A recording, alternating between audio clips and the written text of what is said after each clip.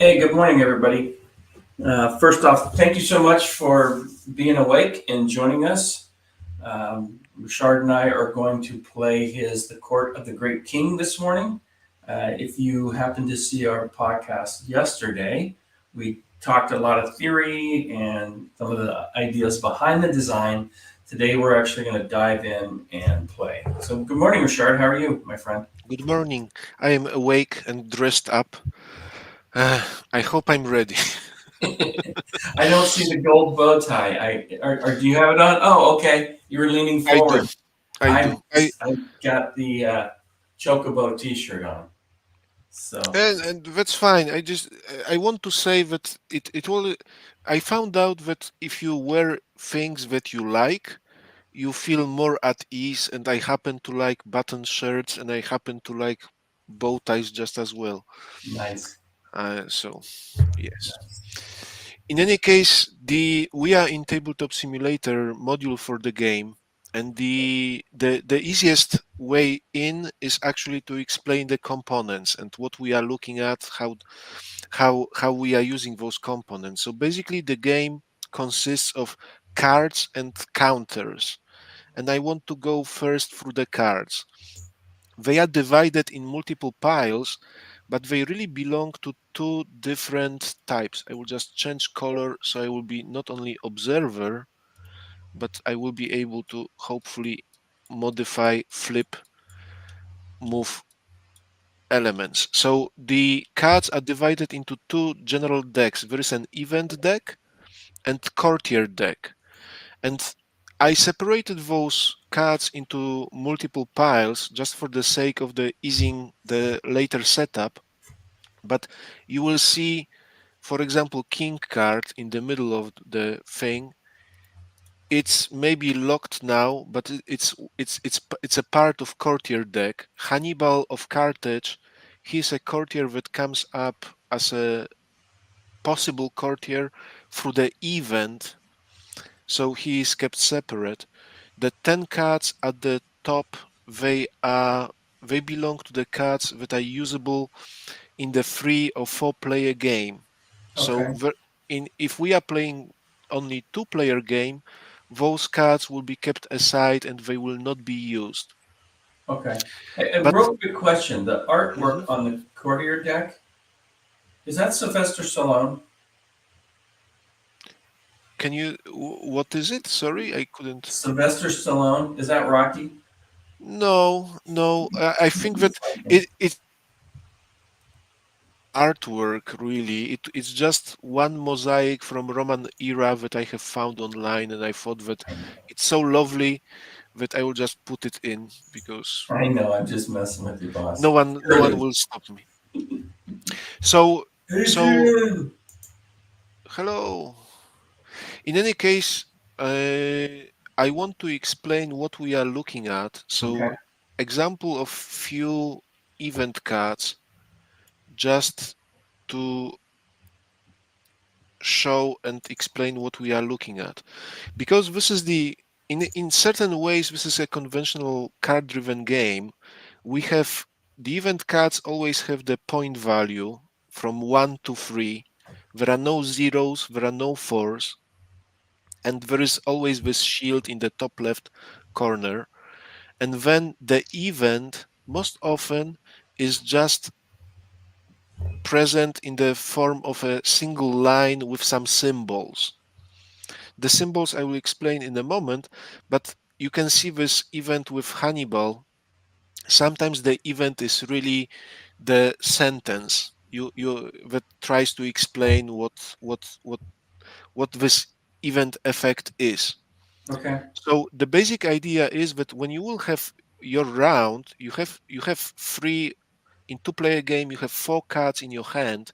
You choose one and you play this card either for points or for the effect at the bottom of the card.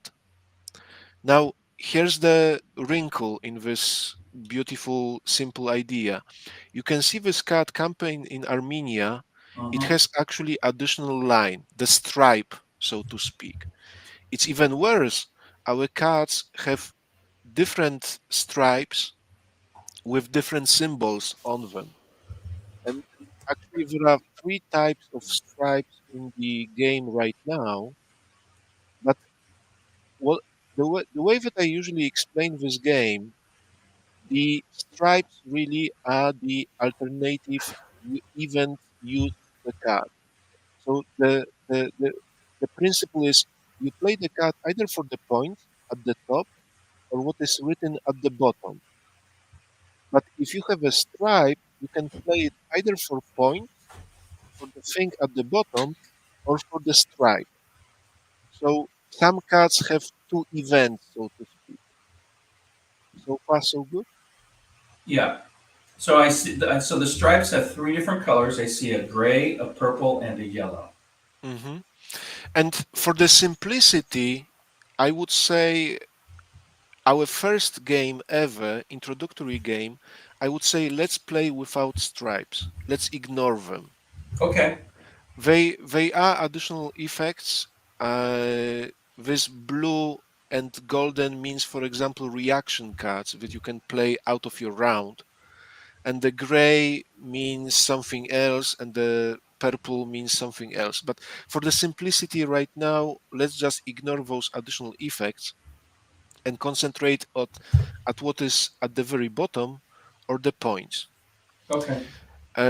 So this is how the event cards are designed. I want to compare them with other cards that also will be in the event card deck, but they look differently.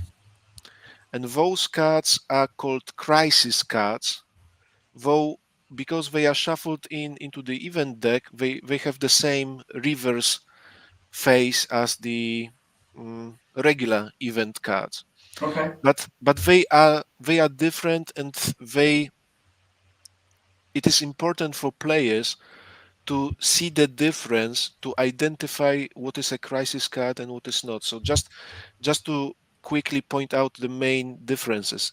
Crisis cards do not have points value because they are supposed to be revealed as soon as you draw them from the event deck. Okay. So instead, there is a red splash. It's not blood, it's just a color.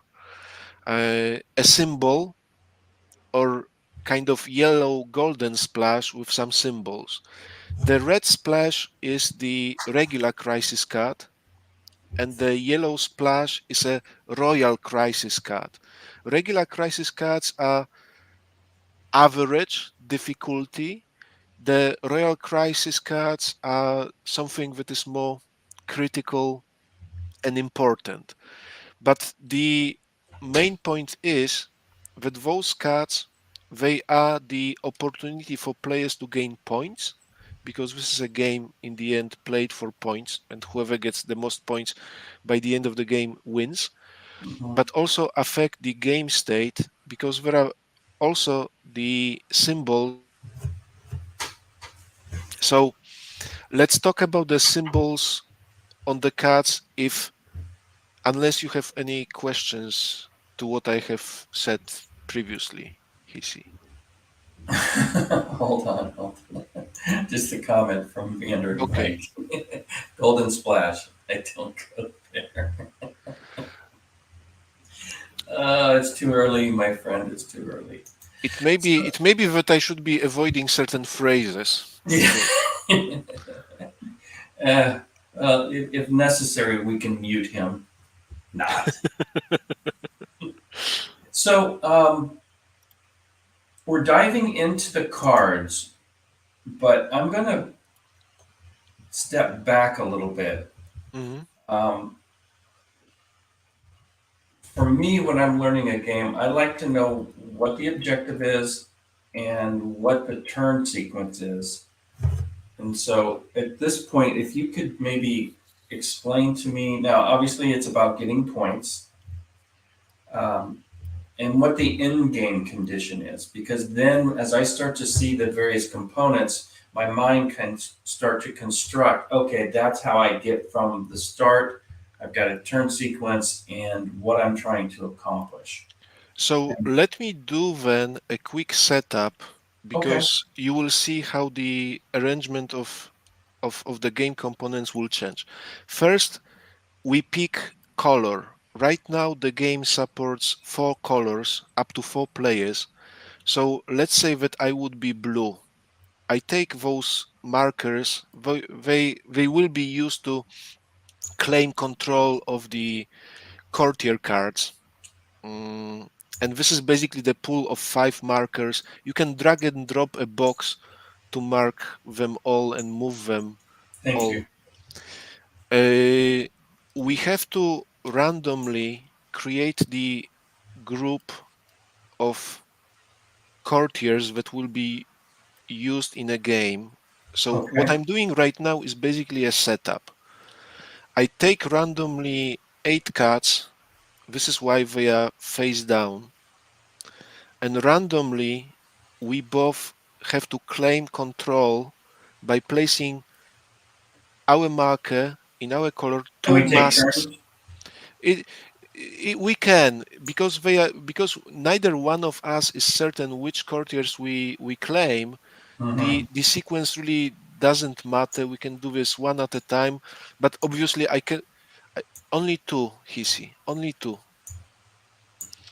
So if you want, you can reposition, and if you are No, no. satisfied with your choices, we simply flip the courtiers to the other side.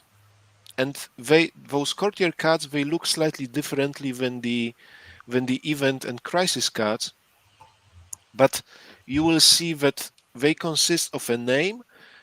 Each courtier has certain ratings in up to 3 categories. Some have only one, and they Okay. have something that we call special ability. And each courtier has a different special ability.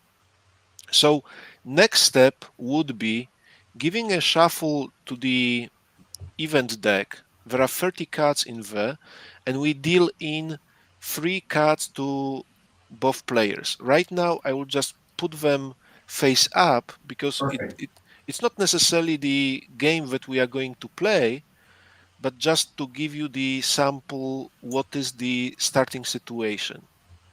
Yeah. No, this is perfect for this format.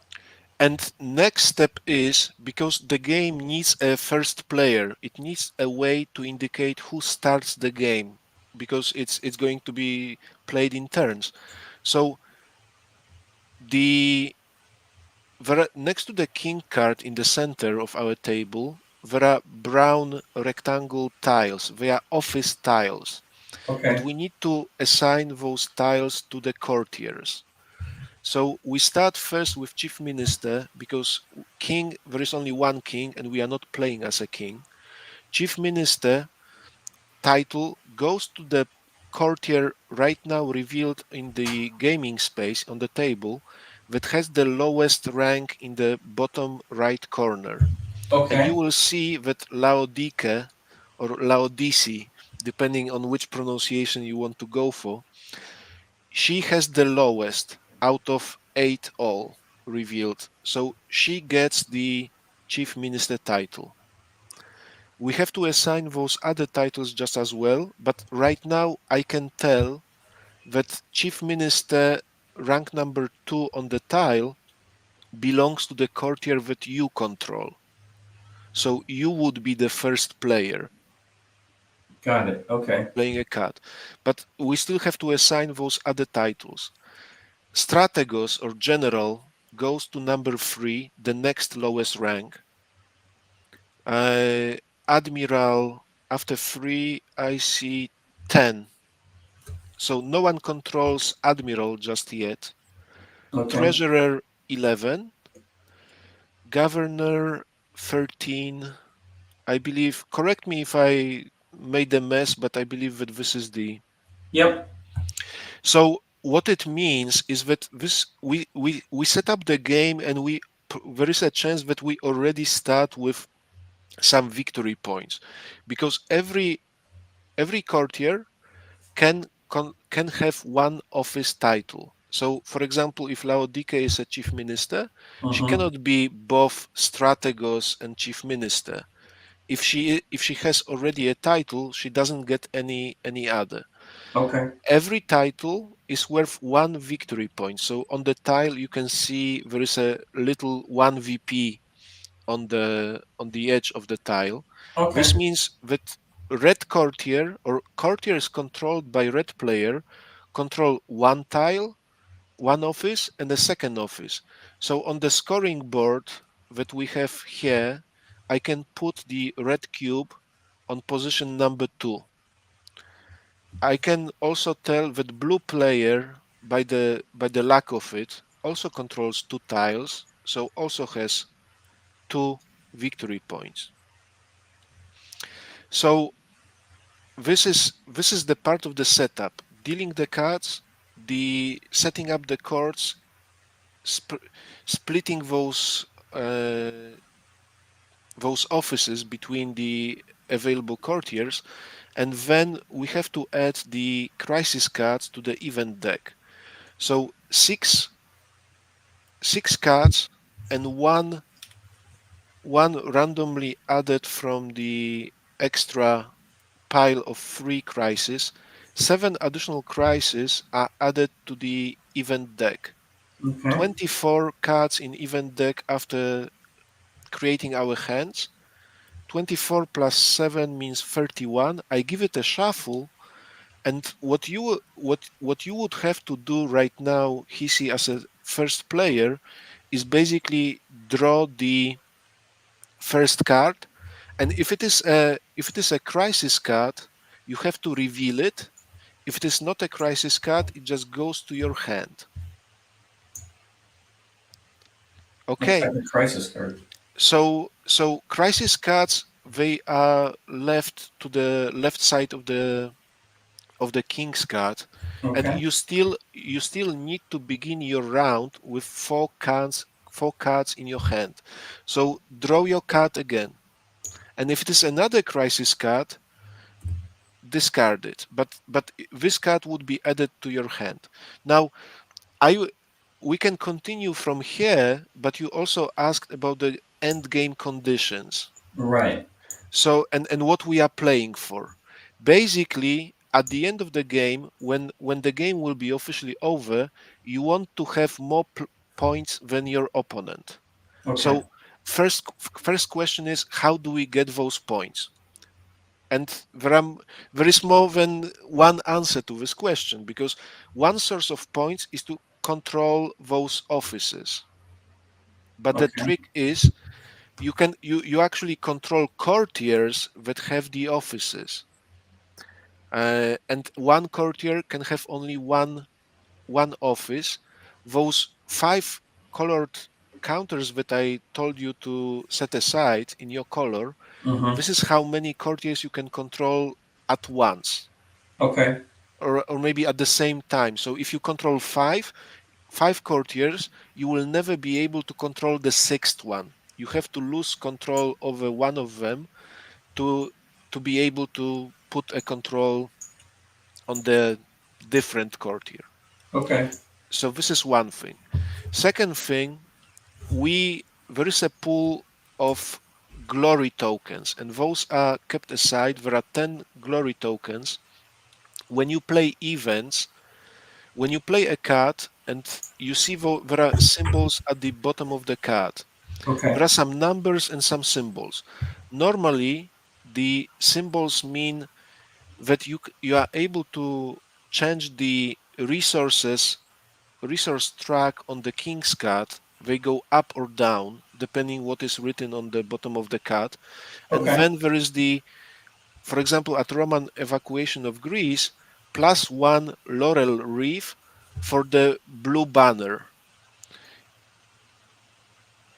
The event Roman evacuation of Greece, it simply means that red resource would go up by 1, green resource would go up by 1, and then Hisi can indicate one courtier currently visible out of the 8 ones, and give him 1 glory token. But the trick to this is, because there is a blue banner at the bottom of the card, you can only choose the courtiers that have blue banner symbol on their card. Okay. And this is not a surprise. I mean, you do not control any one of them, so you can give it to the uncontrolled courtier, you can give it to my courtier, but why would you do that exactly? If you would give it to my courtier, blue player just got 1 victory point. Okay. So this is how those events work. Basically, they increase or decrease the resources normally by one. So they go up or down by one, and they give you the possibility to assign those glory tokens to the courtiers at the table. Okay. Because once again, the principle is that it's not the player who gets the points. Points are assigned to the courtiers, and you just want to be controlling the courtiers that are the most precious at the moment. Okay. And can I take a courtier from you? You can through the actions, Okay. and actions come for actions you pay the operation points from the card. In this particular case, I used this Roman evacuation just as the effects on the bottom, so-called Hmm. event or event. So let's retrace our steps a little bit, Okay. because I moved up the one glory token from this pool. If this glory token pool will be exhausted because all the tokens will be assigned there to the courtiers. If Hmm. the glory pool ever runs dry, it's game over, immediate game over, and we just check the situation at the scoring board. Okay. Whoever has the most at this moment wins the game. There is no In this game we do not have one more round around the table to try to change the situation. Okay. You asked about the taking courtiers away from me, so let's talk about the actions, because let's say that this is the starting situation of the game. He begins and he uses the card with 3 points. What he can use those points for? In the corner, I will just bring this a little closer. We try to create a player 8 cheat sheets Oh, that how do maybe I explode this? uh, you may need to zoom up with your camera, because I do not know if in StreamYard, if you hover over the card or a marker, if you Yeah. press left alt, you blow up That, the. it still works. Yeah. There we go. Okay. So the basic idea is that there are 4 types of actions that you can spend your points on. And if you are familiar with card driven games, usually in many of those games you have to decide on one category, on one way to use all your points. In our game, a little bit like in Here I Stand or some other published games, you can divide those points between as many actions as you want, Okay. as long as you have the budget, as long as you are not running out of the points. So, for example, I can spend those 3 points: 1 point on persuade, 1 point on claim, and 1 point on resolve a crisis. And those actions can be done in any sequence or combination, as long as you will not run out of the points. Okay. So let's talk about the details, what those actions really mean. Because persuade is basically the action about changing the control markers on the courtiers. Okay. So the control has basically 3 levels. Right now, this courtier, Hermeas, is in what we call full influence, full control, because it has my marker with 2 masks. But if Hisi will spend 1 point on Hermeas persuade, he brings me down to 1 mask. Nice. Okay. If he's and it's still mine, but it's just limited control. If you spend a second point on the same action on the same courtier, right, and a third point, you can place 1 mask of in your color. Okay. So this is basically how persuade action works. Nothing stops you, just to make an example, nothing stops you from using 1 point here on persuade, 1 point here, 1 point here. You can. But the most important thing is only one player can have influence marker on any given courtier at one time. So Right. if it's about my courtiers, you first need to bring me down and remove me before you can place yours. Okay. So when I look at the card, it says 1 or 2 OP, not Because 3. because one of the what we were doing right now, what I was doing right now was always spending one operation point for this persuade action. Right. Why is it so? Because right now on our table, neither single one of those courtiers have glory token on them. So let's say that Hermeas is mine, but somehow I gave him earlier one glory token, or maybe I gave him three. The number of the glory tokens doesn't matter, but right now the persuade action, what used to cost you only 1 point to bring me from two masks to one, right now it costs 2 points from the card. Okay. Okay. So So I was so reading that as I could only spend 2 points of, say, if I had 3. no, this is It's this is going to why I cost me 1 or 2 depending on the condition, and I can spend up to 3. So I could spend all 3 on persuade if I wanted to. Okay. this is why I said at the very beginning that you can perform any number of actions and in any combination, in any sequence, as long as you have the budget. In this, Okay, but I read the card as those might have been yeah, limits, but they're not limits. Okay. taking a note of this, but then okay. The so persuasion is basically this, and it gets more expensive if a courtier that you are targeting has any glory. And by the way, it also means that if you would like to bring one mask to your own courtier, but they have already glory, it's also more expensive. It Okay. also costs 2 points, not one. Okay. Now, so this is persuade. Uh, Claiming office is basically about taking the office tiles and transmitting them from not your courtier to one of your courtiers. So Okay. if this would be the situation when the card has been played, the by spending 1 point, Strategos tile can be brought to here, and red player gains 1 point, blue player loses 1 point, and you still have 2 points left from the card. Okay? Mm-hmm. Now let's complicate this to highlight the feature of the game.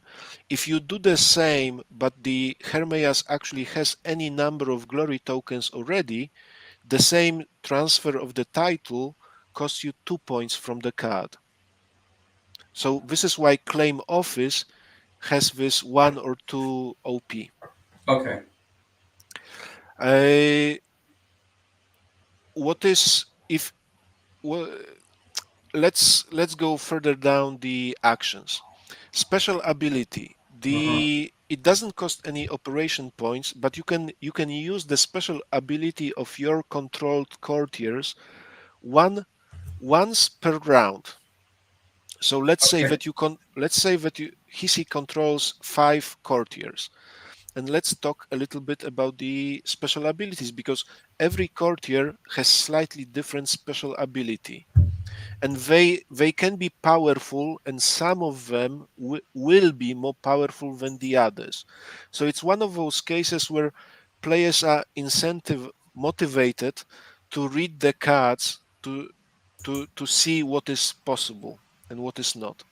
Okay. For example, Euphorion can add one glory point to himself by spending a special ability. This hand marker is to denote that this special ability has been used. Okay. You can use it once per round, but normally, if you use the special ability, it's also once per game because we don't want players to continuously use the same ability and just pump out the glory points. Okay. But if Hisi would use this special ability he gets 1 victory point, and he still has 3 points from the card or the event if he is playing a card for the event. Okay, so let me stop you, and because this is kind of play testing. Mhm. Why would I, if that doesn't cost me anything, and I can just do it? Why would I not ever do that? Because you may want to use a different special ability from a different courtier. But if they don't Because, cost me any operation points, you see where I'm going? yeah, I do. Because, so one thing is you also have to take a look at what is around the table. There is another courtier that we have. His special ability is stealing all glory points, however many they and any single courtier has. And his special ability, if I will gain control over Lysias in my next round, I would be able to use his special ability and just take it away from you. Okay. Uh, so, in short, it's true that those special abilities can be powerful. There is one courtier that gets 2 glory points for his special ability if a certain condition is fulfilled. But there are ways to mitigate this, or there are ways to, or at least I hope that there are ways to mitigate that. Okay. Uh, I want to point out also the ability of Simonides of Magnesia, I was just the looking at that actually. because his special ability that he can use once per game is basically removing the hand used ability marker from another courtier. So just to give you the example, Euphorion later would be able to use his ability again. If Lysias would have his special ability removed, he could steal all the glory from another courtier again. Okay. But of course, there is no way to refresh ability of Simonides. So that's fine. That's pretty powerful. It is, and you haven't seen. There are 16 courtiers. Each one of them has a separate ability. We see only 8 of them here. Okay. So depending on the luck of the draw, because this choice of the courtiers right now is random, you can end up with a different experience in a way. So this is the special ability. You can use one special ability in your round, and usually it's a one use per game. Okay. But it can be powerful. It needs to be remembered that special ability doesn't cost operation points. Right. So it's just your decision to use But it. you can But only do one special ability of all your courtiers per no round. matter how many courtiers you can have, there Got is it. one additional wrinkle. The special abilities of the courtiers can only be used when they have 2 masks in your color.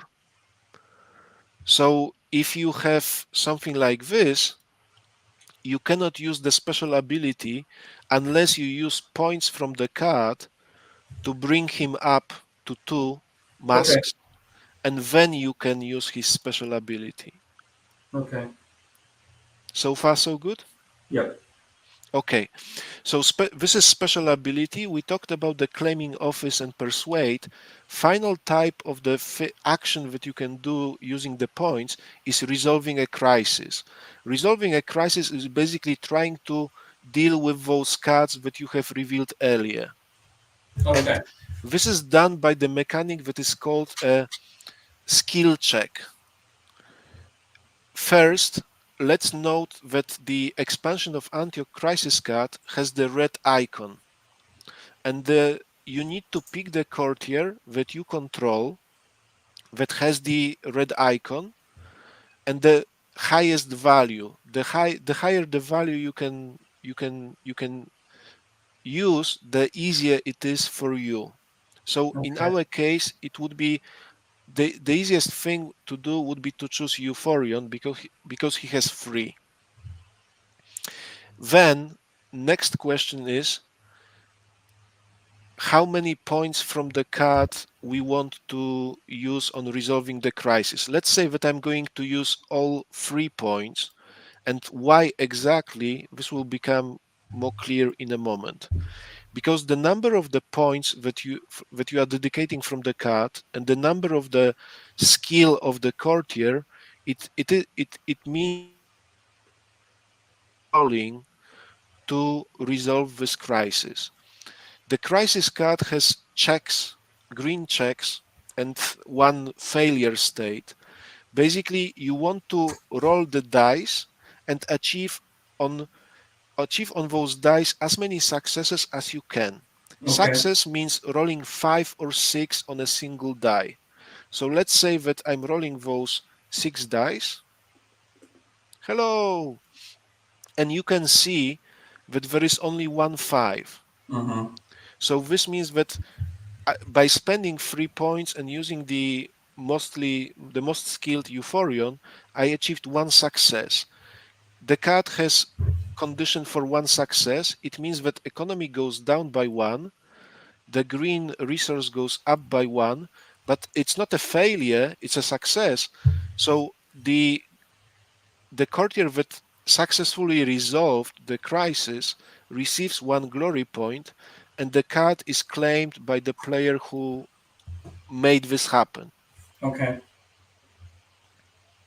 Now, So by fast, claiming that card, does that give me victory points? the victory points come from controlling courtiers with glory tokens and office tiles. So as long as you control Euphorion, you have 1 point for one glory token on the Euphorion. Okay. What Go mhm. ahead. Go ahead. what claiming the expansion of Antioch Crisis Card gives you is the possible tiebreaker, because the game may end up in the situation where we have both the same amount of points. So Mm-hmm. how do we resolve those tiebreakers? Whoever has the most resolved crisis cards on their side wins. Okay. If we both end up with the same amount of crisis cards, there are after all 7 right now in the deck, whoever controls the lowest rank of the office wins. So usually whoever controls chief minister wins. Got it. Okay. Now the important thing about the resolving the crisis, or skill checks, it's really making sure that deciding how many points from the card you want to use and checking the value of the skill of the courtier that you control, and this is the number of dice that you have.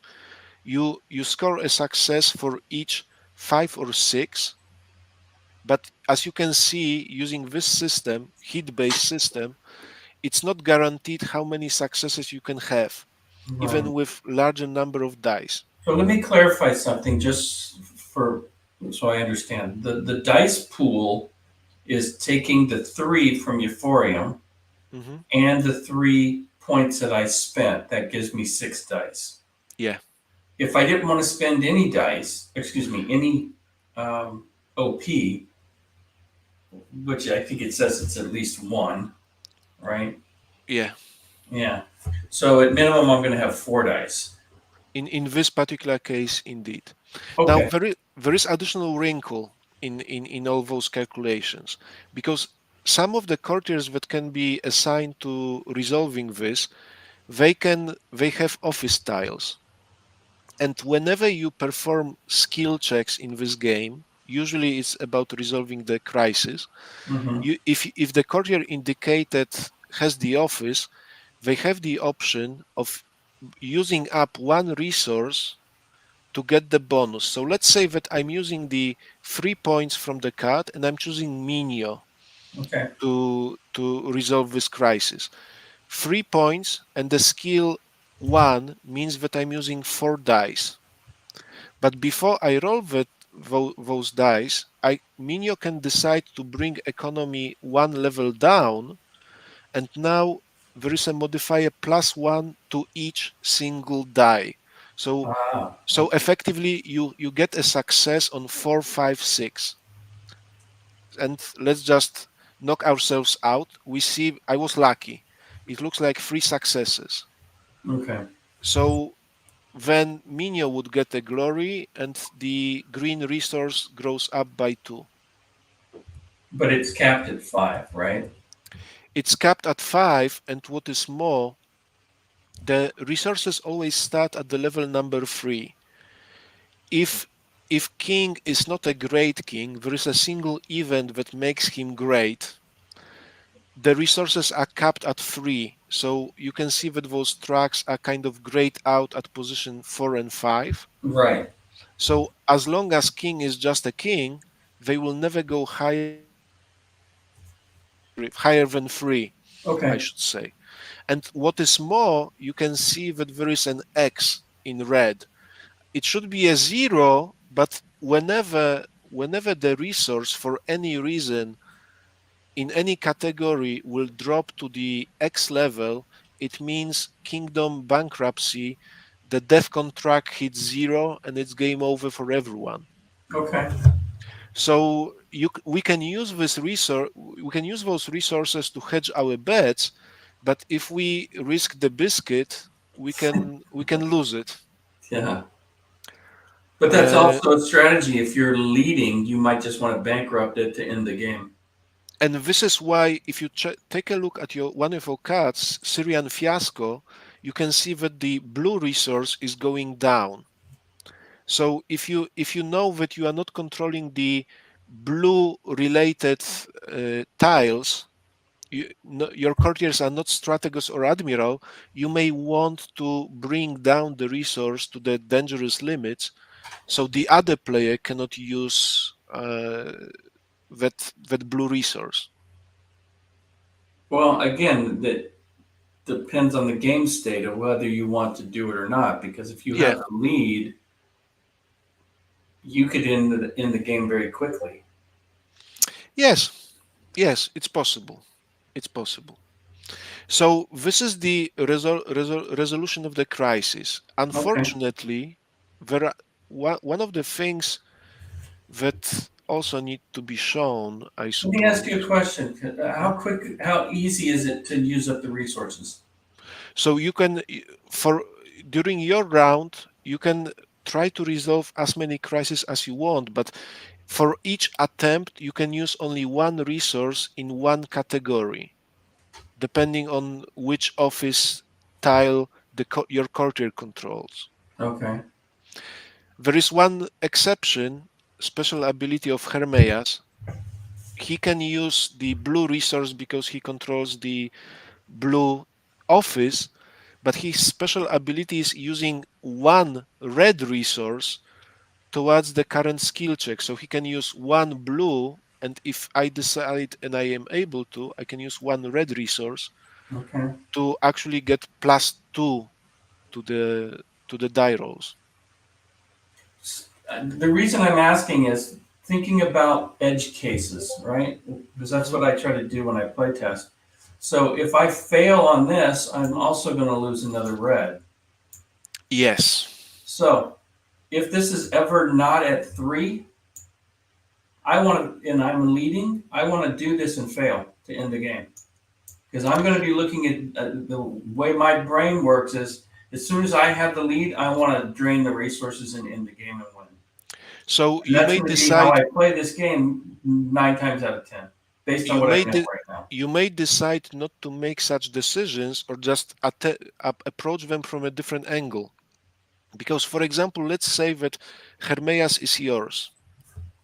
So, and he has the skill of 2, so he can try to resolve this crisis, Hmm. but he can use action because he is holding the blue office, he can use the blue resource and not use his red special ability. Okay. So you can, as long as the courtier has the matching skill, it's fine. You can use the resource from a different category, blue or green in this case. Yeah, but do you see what the point is? So let's take that. I do, I I do, could because it, lose a blue, but if I lose a red, and even if I succeed, I can still lose 2 red. Yeah, So I'm and going you to go would. down to 1. So if this is at 2, and this is the event that's out there, and I'm leaving, I want to Yep, fail this to end the game. yep, Because yep. that's how I'm going to play. I'm going to try to get a 1-point lead and then end the game as quickly as I can. That might not be a very good strategy, but There is one problem with this approach. In the rules, it is explicitly stated that if the game ends because of the bankruptcy on resources, no one wins. So okay. you can force the game end state, But that's but still, if I'm losing, I could do that to end the game, and then I don't. Then everybody loses. Okay. the question to which I have never found the answer is what to do with the players that see that they feel that they do not have the chance to win, so they flip the proverbial table. Yeah. I don't know what to do about this. Apart from stating that everyone loses, no one wins, and we can set up a new game, I just I don't have the answer to that. Hi, Telemachus. Good morning, boss. Um,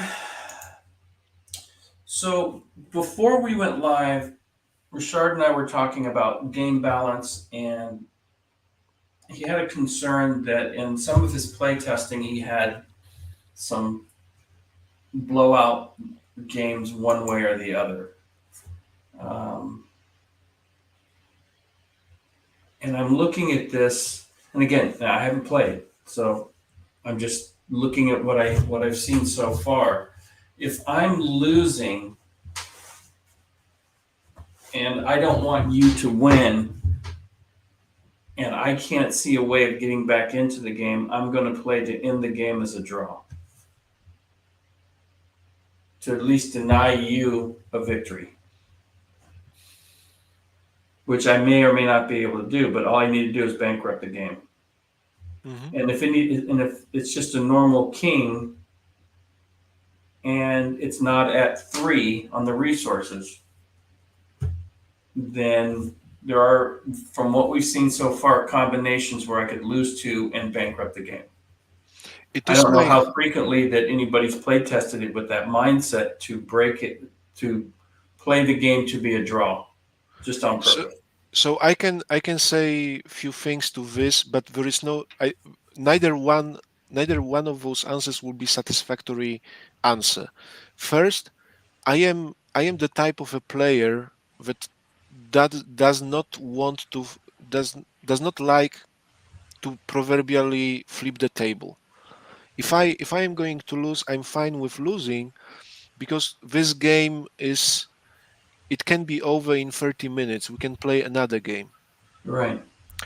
Uh, the the when designers tested this between themselves, neither one of us, Tyrell or me, came up with even the idea that anyone would like to make or get to this um, everyone loses state.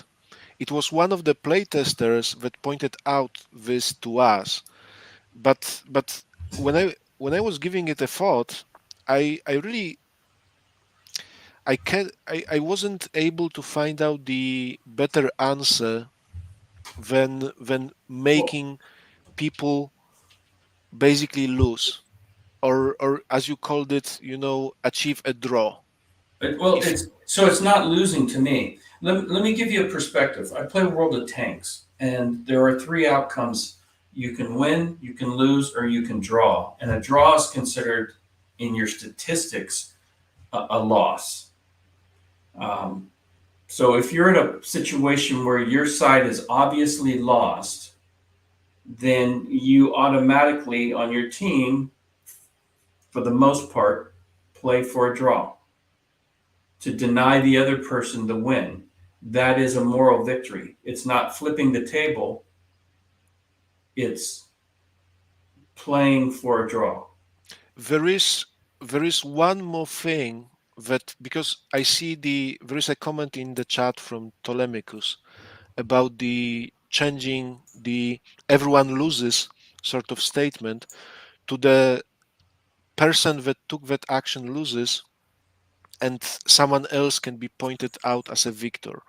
So in the rulebook right now, I'm not going to necessarily force the camera to go through the rulebook, but there is something that is called an optional rule, because this was something that we were thinking about, or we were trying to address this.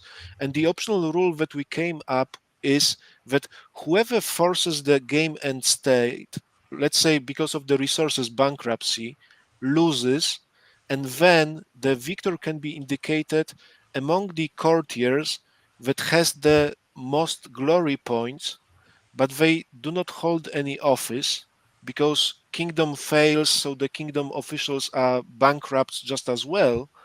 And from among those courtiers that have the most glory point, the person who forced the bankruptcy is not eligible for candidacy to be a winner. So to streamline that, because that's a bit convoluted, and again, maybe when we play it, it becomes clear. That if you are the player that forces bankruptcy, you lose 2 or 3 victory points. And I don't know how tight the games are, but you could make that to where it's just you lose victory points and you don't have to worry about conditions. It's like I did that, I lose 3 victory points, Yeah. game over. Where do I stand? Who's the winner? So Okay. let me address a couple of the comments. So Nagela says, I don't know if it's possible to design out bad game attitude gamers. No, I don't think that you can. But I will say, playing for a draw, I don't think it's a bad attitude. It's a viable strategy in a game. It's not, oh, I can't win, boo hoo hoo. It's, okay, I can't win. What's the best outcome I can get? And denying somebody else a victory is a viable outcome, in my opinion. It's not sour grapes. It's not whining and crying. It's getting the best outcome you can of the available outcomes, losing, tying, or winning. And that's just it's just one person's point of view. And that's fair. It is. I will just add to this that it is my personal hope that if the game in question is a quick playing game, it's not 1 hour, it's not 3 hours game, you can accept such outcomes because you can play a different game or you can play a second round of the same game and Oh, just totally. But think see of how it. it Think of the goes. meta game for a second. Yeah. You and I are playing, and we decide we're going to play $1 every time somebody wins, just for this, to make my point. Mm-hmm.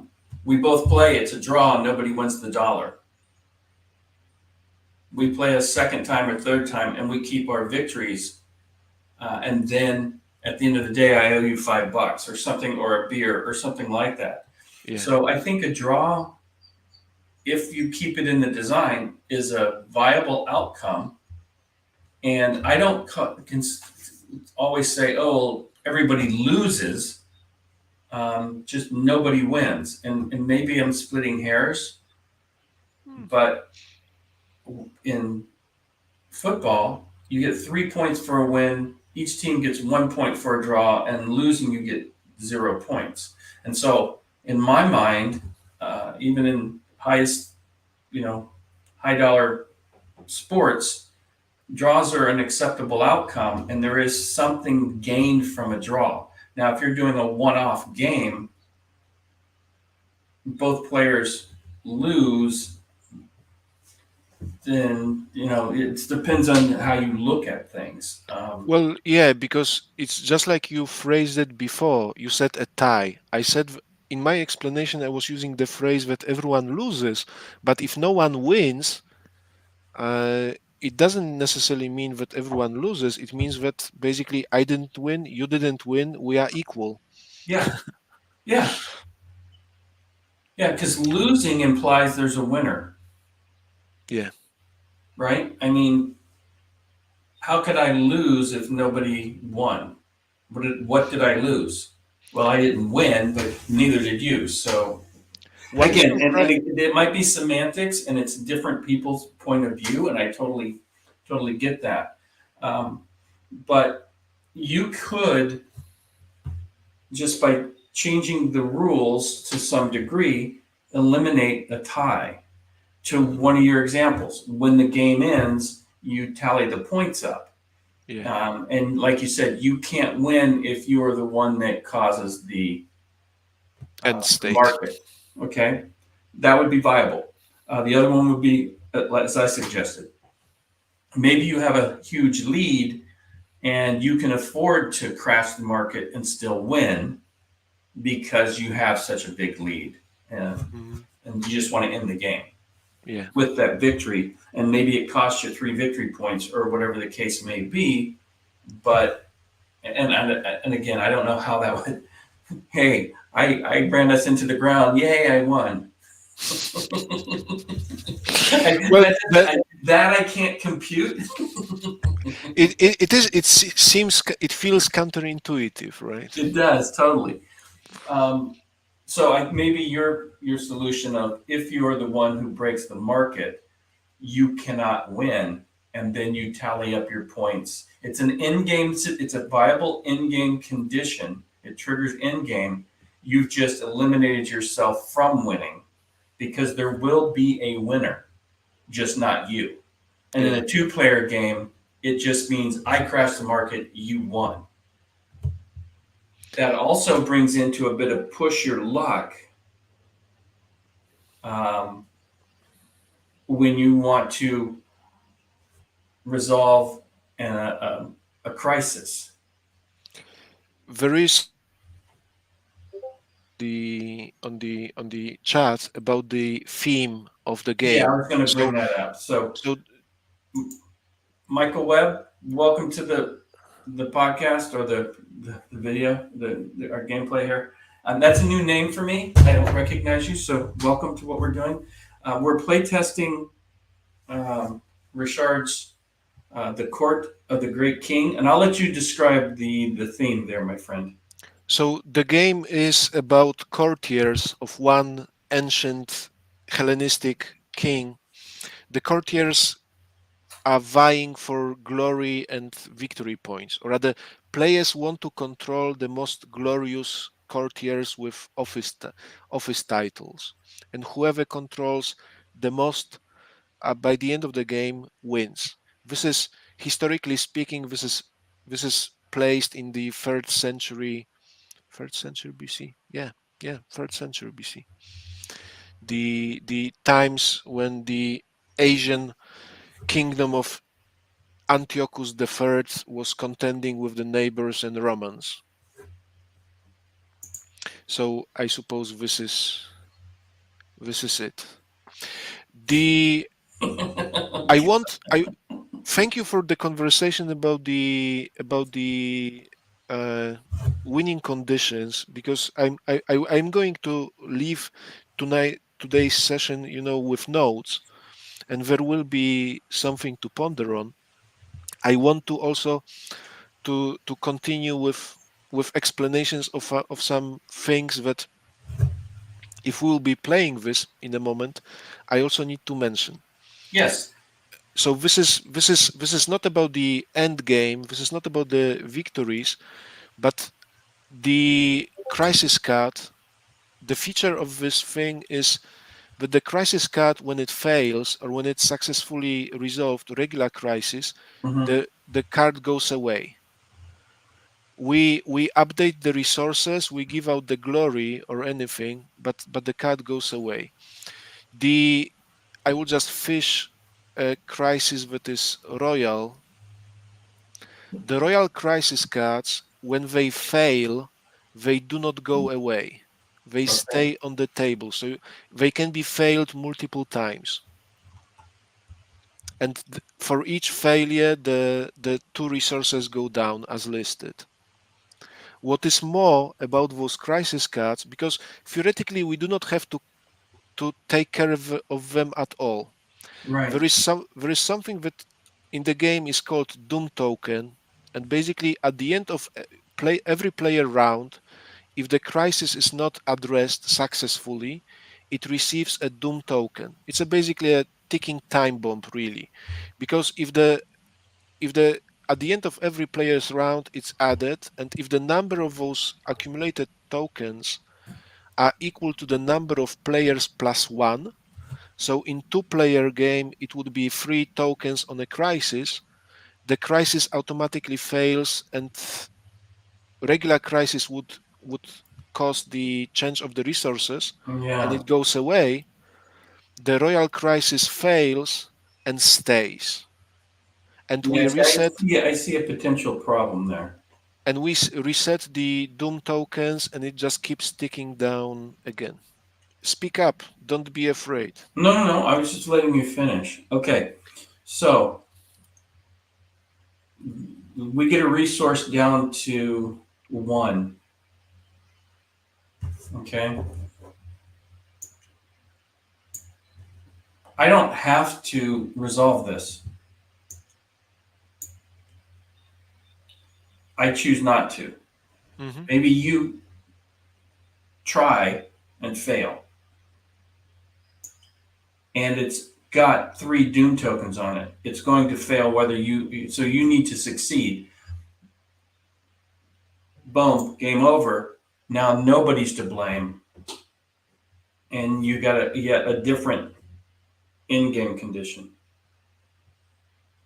The way that we tackled this is basically this progress of the Doom tokens happens at the end of the current player round. So if it happened on your watch, you are the one to blame. Just to indicate the person who is guilty in those cases. Wait. How do you indicate who's guilty? I missed that. I was Whose reading round Michael West's comment. whose round it happened on? Because putting the Doom tokens happen at the end of the player's round. So if it happened on the X player round, it's X the bankruptcy occurred. Okay. It's not maybe the most how to say it, the best solution, but it indicates the guilty party. Okay, so I can see how that could be abused. Let's say we got a 2-player game. I'm going first. I don't resolve it. There's a Doom token. Or if I'm going second, get my math right. So I don't resolve it. It goes to you. You decide not to resolve it. It comes back to me. And then you are the last I one have to decide. resolve it, whether I succeed or not. Okay? So I'm forced to do that, or I lose. In a 3-player game, same thing. You can manipulate this to force a player into a losing situation or force them into having to, and this is not a bad thing. This is a strategy, right? Because I could say, okay, if I know that I'm going to get, let's say it's a 2-player game. If I don't resolve this or I don't deal with it, it's going to get a second Doom token. It's going to go to you. And at the end of your turn, it's going to get 3. Could end the game, you lose. So now you're forced to deal with this, in which you may or may not be successful. And if you fail, game over. If you ignore it, game over. So I force you into a condition where you have to resolve, especially, and these are difficult because they are the royal ones. So now I've basically put you in a corner. And again, this isn't a negative or a bad thing. It's just be aware that if I'm playing, I'm going to try to force this on you, especially, and even if you succeed and we're down to a -1 on the blue, we're sitting here, you've got to get 4 successes or game over for you. Now, I don't know what the odds are or what the conditions are and how you can increase your chances of winning this. But you see my point? I've now forced you into a condition where you have to do this and you have to succeed, or else in this case, if we were at -1 or maneuver Yeah. is down to 1, even if you succeed, you lose. There is one additional thing. Your reasoning is basically correct. There is one additional thing that may be not visible yet, because before the doom clock beats for the one last time, in those 2 rounds before this happens, players can play also the events to change the resource states. So if we are right now facing this kind of end game thing, and we know that it's going to happen in 1 round or 2 from now, the player can increase the green resource by 1. Some cards, not all of them, usually those are the 3-pointers, but not all of them. You, for example, have the card, the Marriage of Laodike, that brings up blue resource by 1 and green resource by 1. It's this one. Right. So there are other cards that allow you to modify more than a single resource through one single I card think play. that the more I think about this, the more I kind of like this. But I think okay, so this might not be what you want with your game. And I need to play this a number of times, but it's turning away from a controlling of courtiers to some degree to I'm managing trying to the focus tracks on the resources and how I can manipulate or use the resources to control the game state in the game when I have a favorable condition. And it doesn't even matter what my points are. All I need to do is get you to fail on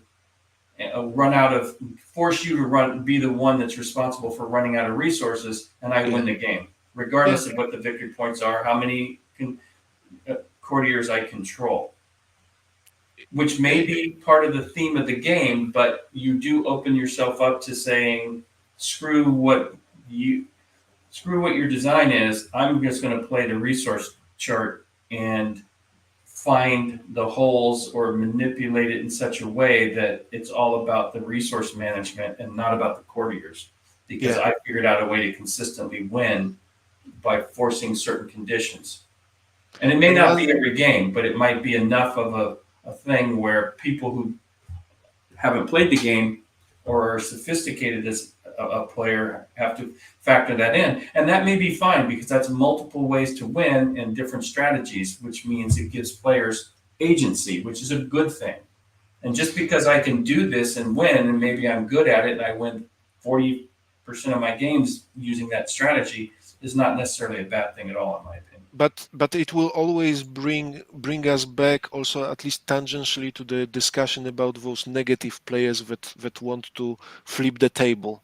Because yes, it's like you said, right now with the rules as written, this is a viable strategy. If you can end up, for example, with control over no courtiers, you can be kicked out with your influence markers, and you can, but just by manipulating the resources and by manipulating those doom tokens, you can force the defeat upon the another player. Okay. No, I like that. So there is one minor rule detail, or maybe there are more, but there is one thing that I also want to point out.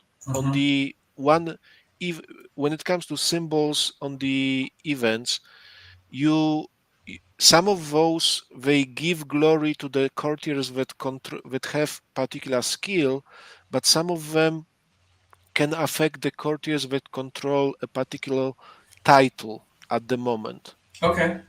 So this is what this -1 glory to whoever holds the chief minister means. I owe you, if we are playing with the royal crisis, I need to explain how the procedure of resolving those crises work just as well. So let's talk about this. Let's assume that this is a red player's turn, And once again, this 3-pointer card has been played. Because Royal Crisis is supposed to be more difficult crisis, it involves actually two courtiers. Two courtiers. You have to indicate one of your courtiers. So right now, when we look at the situation on the table, we see that there are no courtiers with the blue skill. Uh-huh. So let's modify this a little. But wait, go ahead, go ahead. Let's assume that Simonides with skill of 1 is controlled by the red player. Because you can, if it would be any other way, right now the red player cannot even touch this. Right. So if I forced the Doom token on you in that condition, game over, you lose. If the second player allowed the resource track to go Yeah. down and they didn't do it's like you said, yes. Yeah. Yes. Again, it's not a bad thing. It's not. It's just. I'm just thinking strategy here. And that's a fair observation. If in case Simonides is controlled by the red player, it means he is indicated courtier by the red player, so 1 die because of his skill. Mm-hmm. Let's say that we still go with those 3 points from the card, so 3 points, but because this is a royal crisis, the resources or maybe the officials of the king will be involved in this. So we take a look at the offices related to this symbol, so blue offices, admiral and strategos. So we see that only we use the best official in this case, and it's clearly visible that Lysias has skill of 1 and Hermeias has 0, so Lysias will be used. Because Lysias has skill of 1 die is added to the pool, and we have 5 dice total to try to resolve this crisis. If Simonides holds an office, he can decide to use the resource to give +1 to each die. If the second courtier involved in this holds the office and it belongs to the player, they can also decide to modify the resource. Then what happens is we roll a die and we just calculate the number of the successes. From this roll, if we'll assume that no modifiers have been used, it's 2 successes, so -1 manpower, +1 glory. Let's ignore the bankruptcy thing for a moment. Mm-hmm. And the successful resolution of this means that 2 points of glory are assigned. 1 point allocated and the second to the official that was used. And the crisis would be given to the player who was active at the time. If this doesn't happen to cause the bankruptcy on a single resource, everything is fine and the game continues. Mm-hmm. But you can see, and it's probably with all the crisis cards, regular and royal just as well, that usually minor success or something that is not a full success means that one resource goes down and another resource goes up. But different crises affect different sets of resources. Okay. So this is how royal crises are being resolved, slightly differently than the regular ones. Okay. So I have a question. Let's say we're at 1, and I want to use a resource that's going to push us to an in-game condition. Can I even do that?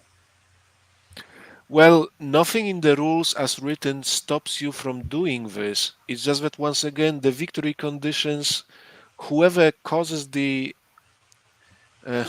let's go to the not the optional rule, but whenever the resources go to 0, everyone loses or we achieve a draw, right? Right. I'm sorry I'm focusing on this, but I see this as something that can be used. Because it is Potentially great.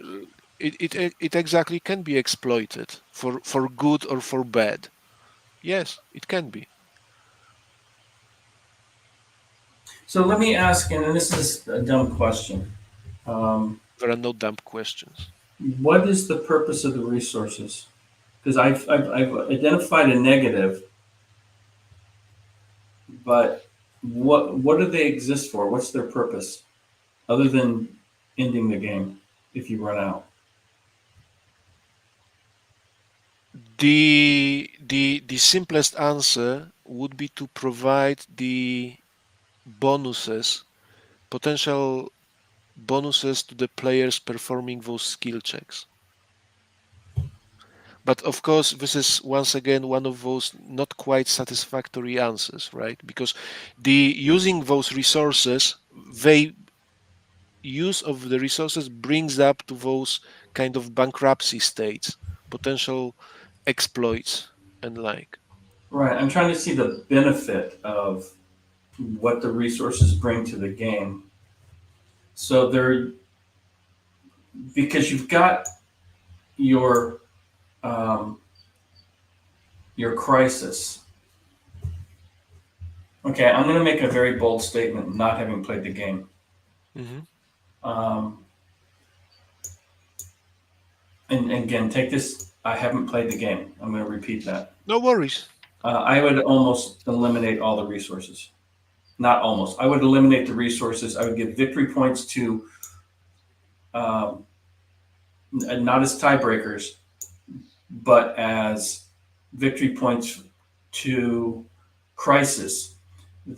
I think that would bring focus back to controlling. Not that it's lacking the focus there, but away from resources, which I don't see the benefit to it yet. I see the negative or how it can be used to trigger end game, not necessarily negative. And these are used as tiebreakers. So there's really no incentive for me to do anything with these other than avoid an end game with these um, crisis if I have more victory points. So these are diminished in value. The resource track, there's no benefit to gaining resources, victory points, or a win condition. And this looks like it is a potentially fun thing to do is go, oh, we've got a crisis. I control courtiers that can deal with the crisis. And the more crisis that I can resolve using my courtiers, give me my victory points to win the game, as opposed to just controlling them and giving them, because otherwise it's about getting glory, Hmm. but these can switch sides, which I think is a cool mechanic. And so as I'm looking at this, I think there's great potential here that's quite honestly, again, not having played the game, is not exploited. I'm not sure that there's value here yet. And It has sorry to be been. so hardcore on my, but I'm just trying to be, again, not having played the game, I'm going to keep saying it. We Uh, Polish people are very blunt and honest, or at least stereotypically we are. So I'm fine with blunt honesty. It is hope of designers that having those tracks that players can manipulate, that it adds to the game, as in, it gives in the simplistic terms, it gives players some additional thing to manipulate in game. And it is my hope that by manipulating the resources, it gives the players a chance to avoid this uh, bankruptcy exploit, forcing the end game upon one or another player. yeah, Whether it's true, it really depends on the attitude or decisions made by players. and what cards they have, because you may have cards that will just not help you in a Right. particular situation. I do not have a better answer Oh to no, no, this. there's no better answer. I mean, your answer is your answer, and this is playtesting, right? This is we're looking at this, and I'm just giving you my feedback based Sure. on me trying to figure out. And we could play a game, but that's a one off or two off, right? Indeed. And as a designer, I should be able to run this through my head a number of times and come to some conclusions that are close to being what you would get in a playtest scenario. Mhm. Uh, and so as I play this through my head, again, I'm going to ask the dumb question: what's the value of the resources? Gaining them, other than avoiding an end game situation and not being required to deal with crisis, the resource is I can completely ignore, and I'm focused on controlling the courtiers and getting glory to get the Having victory points. But having resources give the opportunity for the courtiers that control the office to gain this +1 better chance of resolving crisis. I don't need to So worry about the crisis. Those are optional. I can just ignore that completely. That's what my point is. A big chunk of this of your design, I can just ignore if I've got the courtiers. Or I can focus on that to get a victory point lead and or not even can win without the victory points by some skillful play, mind you, and that would be for me. That would be a cool way to win, and that's how I'd want to win. Me as a player would play to force you to lose, even if it only worked 10% of the time. That's like for me hitting the jackpot. I would lose 9, 10 times in a row for that one victory. The joy I would get out of you losing the game that you couldn't control. That I was able to do that as a player. well, once again, in all those 12 months, I never came up with the answer what to do with the decision of the player that wants to force the draw. I I I I I don't have the answer. No, no, no, no. That's why we go through this. Again, just as a point of reference, I've been designing Mythic for a number of years. Other than the COVID break, it's a solid 2 years with lots of going to gaming conventions and play testing it and polishing it and polishing it. And we still are at a point where I think we're finally happy with the way the game works. Mhm. And so it's just a matter of continually play testing it and getting to a point where you say, well, yes, that is a condition. Yes, you can do that. That's part of the design. You have these multiple ways of doing things. I'm just asking the questions. What's the value of the resources? Okay, the resources are useful for the manipulating of the crisis. And the crisis, the royal crisis, can be a time bomb that ticks down and forces an in-game situation. And if you are the person who does it, you automatically lose. So that's a viable strategy. I'm just looking at the different ways of winning and losing and getting draws and how I would play. Because I like the idea of putting you in a situation where you're going to lose because I can, through air quotes, skill, create a condition on the board that forces you to lose, regardless of how many points you have. Yeah. Now, that's me playing the game, not playing the period, And right? and that's yeah. Once And I don't again, know if that's what you this want. I mean, as a designer, do you want somebody to do that? Maybe not. the game, as you can see from the mechanics discussed, is not necessarily a simulation of the period. Right. The period really provides the flavor and the visuals and the text on the cards, but this is not meant to be a simulation. and by the extent it's also not meant.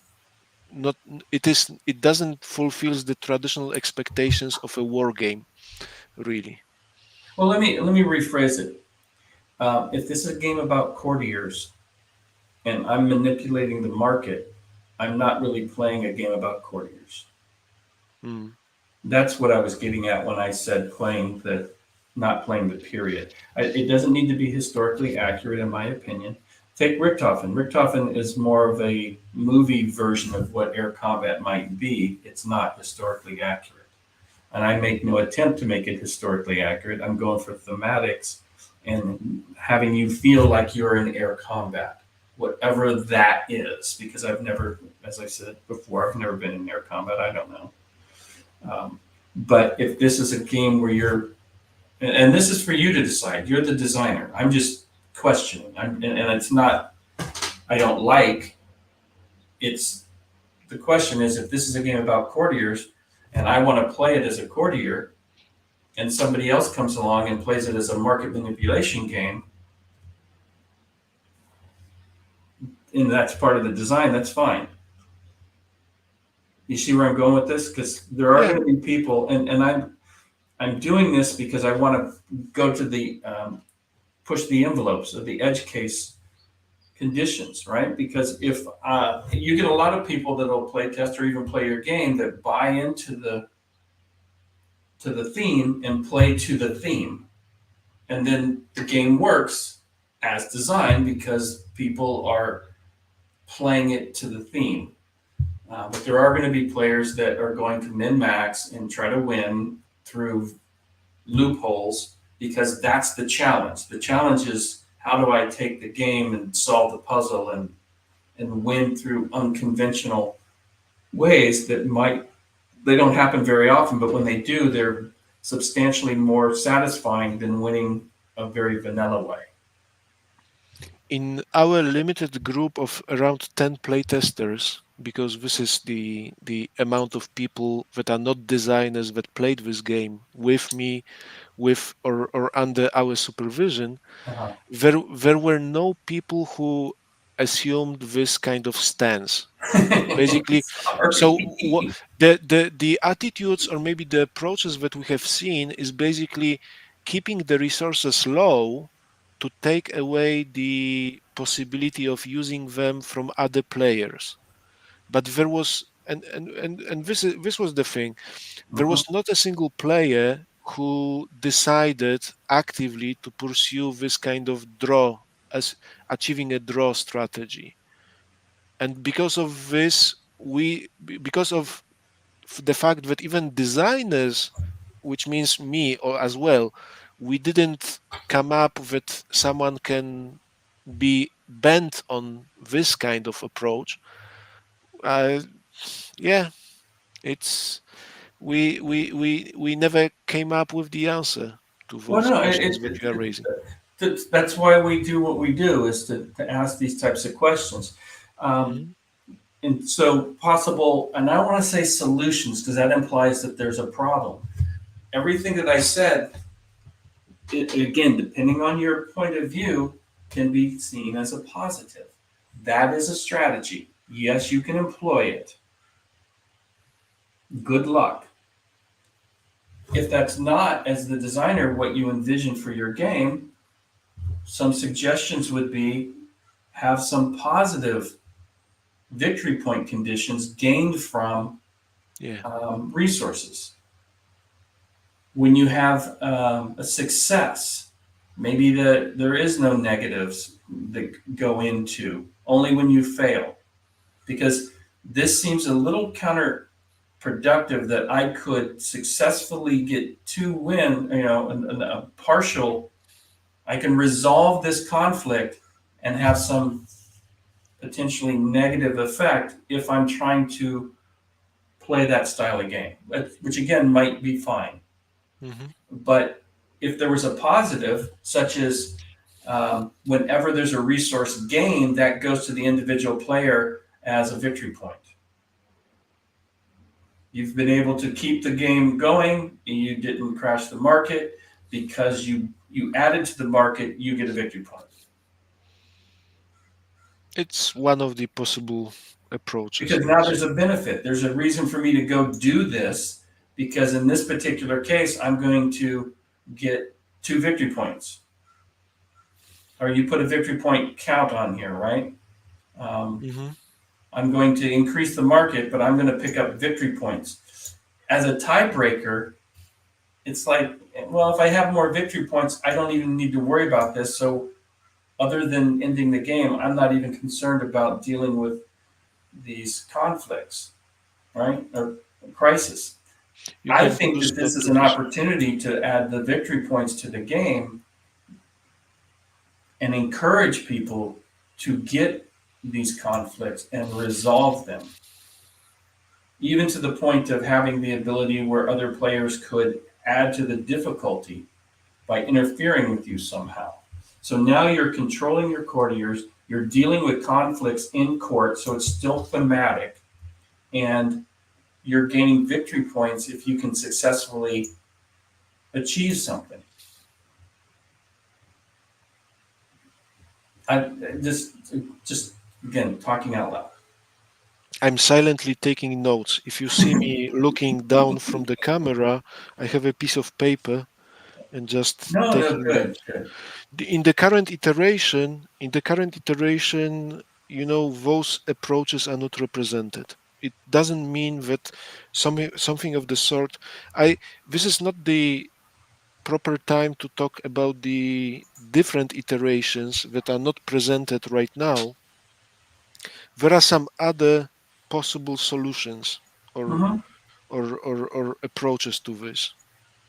Well, here's the Mm, thing, because this is about playtesting and theory crafting, and whether we actually play the game or not is not super critical as long as you can get some information out of this that you find useful, or I yeah, might be just talking out my butt and you have answers to those questions to say, well, if you do this, then this is going to happen. If you do this, then this is going to happen. Because ultimately, if you publish this game, these types of questions are going to show up on the online forums, and you're going to have to answer them at some point. yeah, yeah, Right? yeah. So might as well do it in a friendly environment. Yes, yes, and in the end, when it comes to those different resolutions, different procedures, different values, it all goes down to testing really, and finding if the changes that we are talking about or that we are thinking about, if they address the issues. Yeah, As for the comment of Nanguaya about the designers never thinking about certain ways that the game can be played, I think that it's very easy. This is one of the reasons I think that one, co-designing may be an interesting solution because you have uh-huh. more than one person working on the design, because we all have our own perspectives and attitudes and approaches that we prefer, Yeah, and we may simply not see something.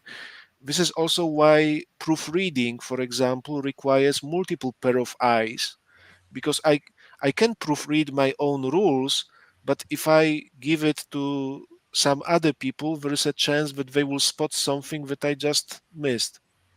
So same yeah. thing with the testing discussions and and Well, I'll tell you a little story. When one of the early, well, a couple of things with Mythic. Early on, when you lost a minion, you had a body count that they didn't run off and then come back, right? We tried to make them slightly unique, although that was difficult. But if you lost one, you got negative victory points because you killed one of your team members. Mhm. And so you would put them as a stack. And the more you pushed your luck and lost, the higher your body count would go. And I was like, well, the game isn't about a body count, it's about proving Bigfoot. And so we kind of took that out because it didn't fit with the feel of the game. The experience that we wanted you to have was not killing your minions. or forcing other people to kill their minions, which there were some Yeah. strategies that would do that. And we're like, no, that's not the focus of our game is, the minions. Um, and then I had a dice that we used to roll when you were pushing your luck to see if for you Bigfoot showed up. And thought I was so clever. I got this cool little dice. I had this big white dice that I put some stickers on for the Bigfoot. And I was at a play testing session with a bunch of other game designers. We would get together at the game store and test everybody's designs. And almost universally, everybody was like poo-pooing the dice. And I went home and I was pouting and I'm like, but I love my dice. The game doesn't have a dice in it anymore because I listened to what they said. I chewed around with it and I went, you know what? They're actually right. That combined with another suggestion from a completely different playtest that had nothing to do with the dice gave us a solution to put the fear tags on the cards. And it was just a matter of, as you're doing, taking notes, getting difference of opinion, combining those, and as the designer going, what do I want the way I design is, what is the game experience that I want people to have? And try to craft the rules to channel that experience as close as I can to what I want you as a player to experience. Yeah. And what we have are the rules, and those can be changed, right? You can easily say, well, there is no draw. If you're the one who forces the market crash, you automatically lose. Or if it goes to zero, it's zero. It doesn't end the game. It doesn't have to end the game. It's just there's no resources there. What does that mean? Well, if you push it to zero, you get minus victory points. The game goes on. The market temporarily crashed. Push it back to one, but now you take however many points you went negative, you get negative victory points. So you don't end the game. You don't have to worry about a draw. It's you did something bad, and we're going to punish you by losing victory points, and you want victory points to win. So you just boil everything back to that, and not have these divergent conditions to win or lose, because those are going to create divergent strategies that may take people out of the experience that you want to have. If that makes any sense, I'm rambling and talking out my butt. Yeah, but your butt, forgive me for saying this, gives me ideas. Good. And the best thing about this is that I can act on those ideas and just test them Yeah. to see how they play through. So that's absolutely fine. As for the thing,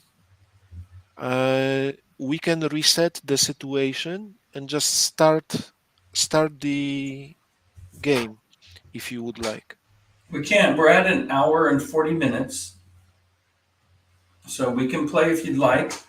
And I would love to play the game, whether we do it today or some other day, because I kind of like what I'm seeing. So yeah, if you want to go ahead and reset everything and we can dive in and play, I'm up for it. Let's give it a spin. I will just have to manipulate several cards and counters, so just give me a moment because it will take talk amongst yourself in chat. A few moments. So let me get caught up. So tell them, I guess, this friendly environment.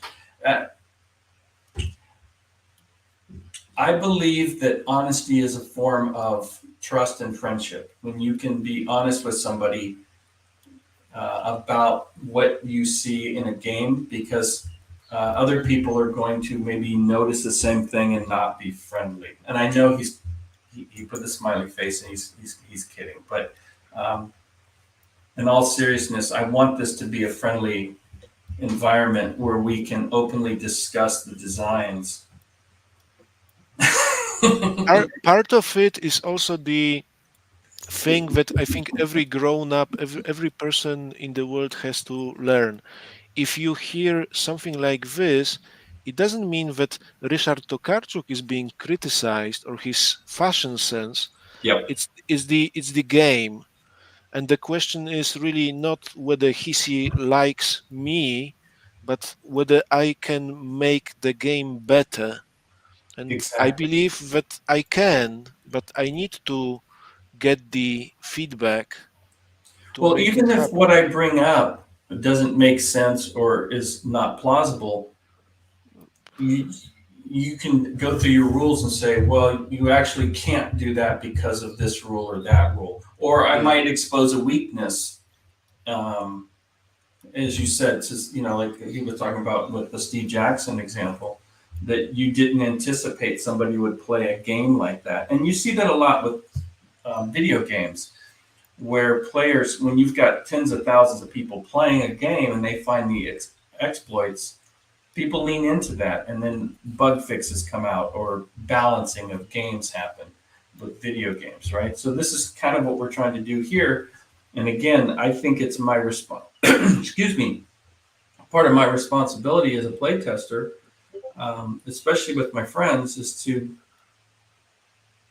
see what I can do to break the game, as it were, so that they can at least address it however they address it. I gave some suggestions to solutions. I'm not going to give you the solution because I'm just one voice. There could be 4 or 5 other people that play test this that have different critiques. Um, and then Ryszard and his co-designer, it's up to them to go through and decide what they want to implement or not implement. So yeah, nothing Indeed. that I suggest, if he doesn't use or doesn't think is worth doing, am I going to be butthurt going, hey, well, I play tested your game and you're not putting my changes in? Um, yeah, I don't expect that you just do that. I mean, at the end of the day, it's your game, not mine. Right? I just try to help with what Fair little enough. I could. So at the time being, feel free to place two of your color markers on those courtiers. And I will just do the same. There will be reveal and assigning of the titles, adjusting the scores. Okay. I will just place them a little separately. Okay. The coming from the lowest number, it looks like Arceus is the lowest 4, then 6, 7, 8, and 10. Okay. So it looks like red player controls 2 offices, so starts with 2 points. Blue player controls 1 office, starts with 1, and the red player controls lower rank or the highest rank of the office. So once again, Hisi will be the one who starts. The draw your cards. If you want, we can play with the open hand. If you want, Yeah, we can I play. don't mind playing with the open hand because I'm still going to learn. So I get 3 cards, right? Yep. And then And I if will there's just any, draw 3 as well. okay. One thing that I want to, because maybe there is a value of leaving players to find this out by themselves, but I certainly have the advantage on knowing what special abilities of every courtier is. So I want to stall a little bit and just talk about those courtiers because some of them will be more powerful than the others. Okay. So Ptolemy, your general, have this special ability that gives him +2 glory points if at least one crisis has been successfully claimed by one of the players. If this condition has been fulfilled, you can just plop down 2 glory tokens on Ptolemy. Okay. What is even more important, Heliodorus, he seems like worthless fellow because he has only one skill and value of 1, but his ability is about removing a courtier from the game. So if you see the courtier that has lots of glory points and is controlled by another player, just use this special ability and it goes away. It's being replaced by the new courtier and An things like assassin. that. Okay, I like Yes. The I control one courtier that is also interesting, automatically shifts of any one active character by 2 levels. Basically, shift the influence marker by 2 masks. So Antipater, his special ability may remove 2 masks from Heliodorus. Or if there is 1 mask on Heliodorus, I can remove 1 mask and place 1 of mine. And this is not only about Heliodorus, it can be anyone else, right? Affected by this courtier. We talked about the Lysias and his stealing a little bit. There is a courtier that adds 1 more courtier from the deck, so we are not playing with 8 anymore. There is the courtier that increases 1 resource by 2. So whenever you are facing this kind of bankruptcy situation, he can increase the track by 2 spaces. But these are all once per game, though, right? Once per game. Unless you get the reset, which I like that, by the way. And the Achaeus, he is a special cookie because his special ability, he doesn't have a green skill, but his special ability is 1 time he can be treated as he has a green skill with a value of 3. Okay. Last but not least, Cephalon, he is not a Greek person. His special ability is about adding 1 glory token to himself and 1 glory token to the courtier that is not controlled by the player who controls Cephalon at the time. Okay. So that can be a non-controlled or yes, it can be neutral, but if you control all the others, I have to give it to you. Okay? So having said that, we have 3 cards on our hands. Hisi, you start. So draw 1 more card, reveal it from the get-go. If it is a crisis, it's going to be revealed. If it's not a crisis, you have 4 cards to choose from. Okay, so that I understand, I can just play this card for 3 victory points. This is not victory points, it's operation points. But yes, you can. Or you can choose whatever is written at the bottom of the card if you decide to do so. You have to pick 1 card. So those are not victory points, those are operation points. Okay. Yes. And to do the operations, it goes back to this. Okay. Changing the influence and control of the courtiers, taking away the titles if you can. Special abilities, there is no crisis to resolve. So you can take it. Yeah, if you are going for points, you would be either spreading your influence to the new courtiers or claiming at least with 1 mask, the courtiers with the titles, or claiming that. So if I use this ability here, I can go bang and flip it to 1. Yeah, this is precisely this. And this goes to discard, never to be seen again. There is no mechanic that allows in this game to fish the used cards into hands. So that's what I'm going to do. So we always have to keep the score updated. Because of the things that you have done, it didn't change our standing in scores. I should have taken 2 off of here. If you can do this like that, if you want to bring me to 0. Yeah. Okay, that's what I should have done then. Okay. Okay, then I draw the next card, and it's not a crisis, so I have to once again choose between points or whatever is written at the bottom. Right now, I need more people, I suppose. So what I can do, I do not have a 3-pointer.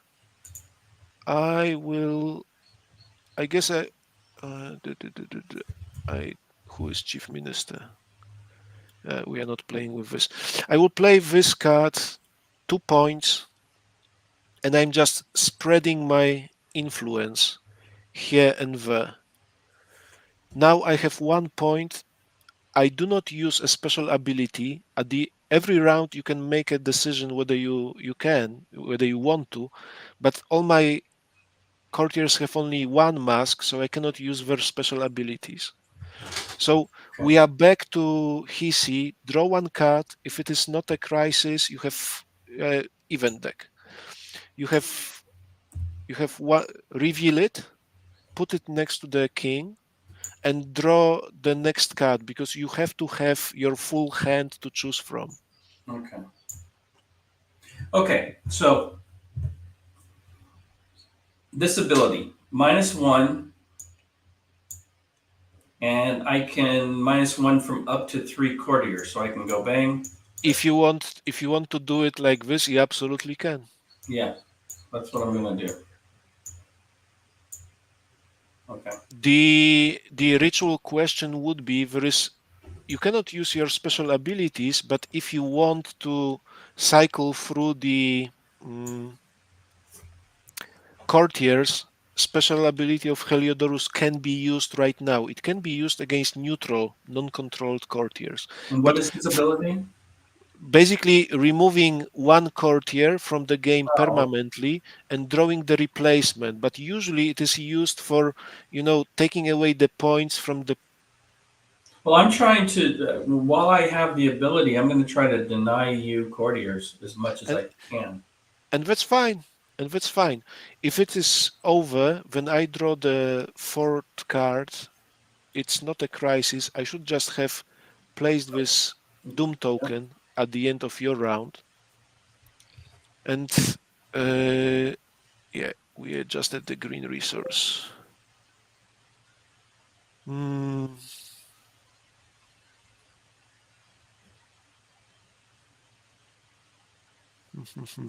pointers.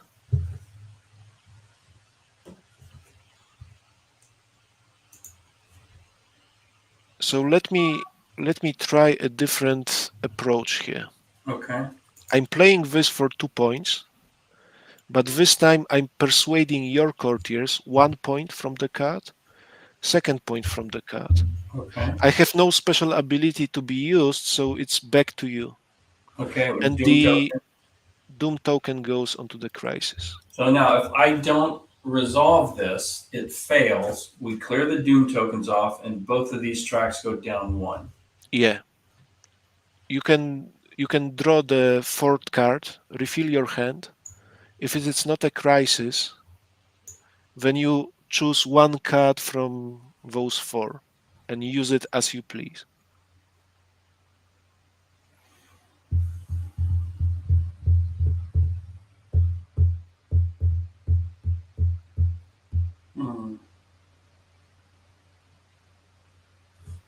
Let me zoom up so I can see what these have on them. Once again, when you hover over the card, yeah. when you press left alt, you blow it up to the size of your window. Yeah. Okay. So I can go -1. So I can move, but I already control that, so I don't want to do that.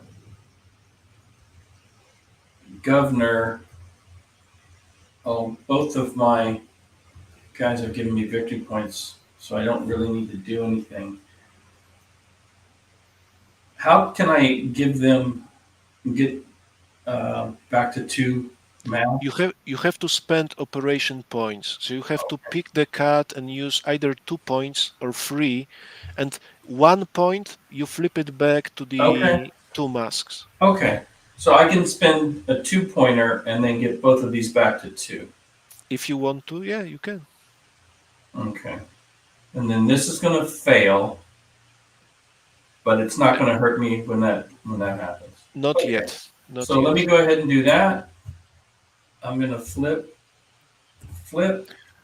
That comes off. Before you will do this once again, just because it's a feature of the game, the actions can be performed in any sequence. You used all your points, but if you want, once again, you can decide whether to use the special ability. Right now, there may be no reason to do this, but I want you to always remember that there is always the choice of doing this. Okay. So we're not going to successfully avert this, so that doesn't get used, and I don't really want to do that now. When economy goes down by 1 and the green philanthropy goes down by 1, this is discarded, never to be seen again. Okay, and it only stays there if it's the royal one. Yeah. Okay. Yeah. So back to me, I draw the 1 card, There are 4. Is it a crisis? It's a crisis. And it's a royal crisis.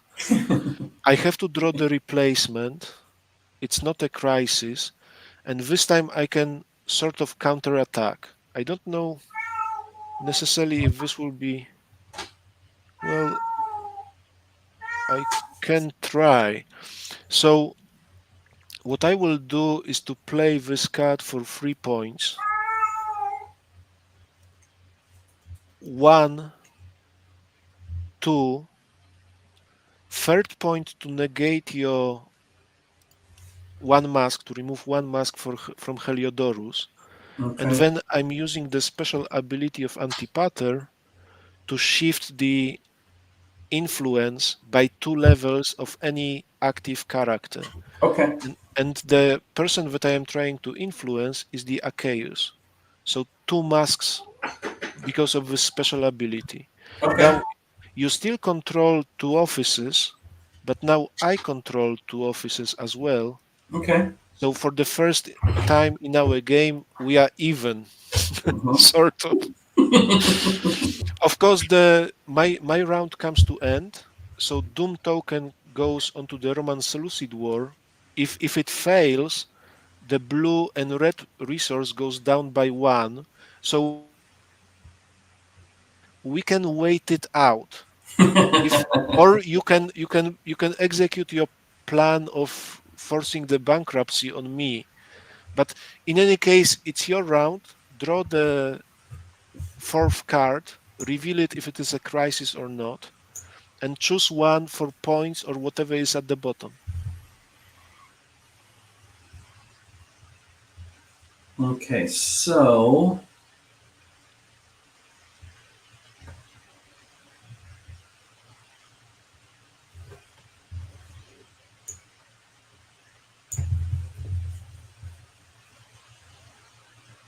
I think what I want to do. So I can always eliminate one of your peoples. You have to bring up you have to spend first at least 1 point to bring the masks to 2 on Heliodorus. Okay. Okay. Which means that if you want to do it in this round, you have to use one of your cards for points. Right.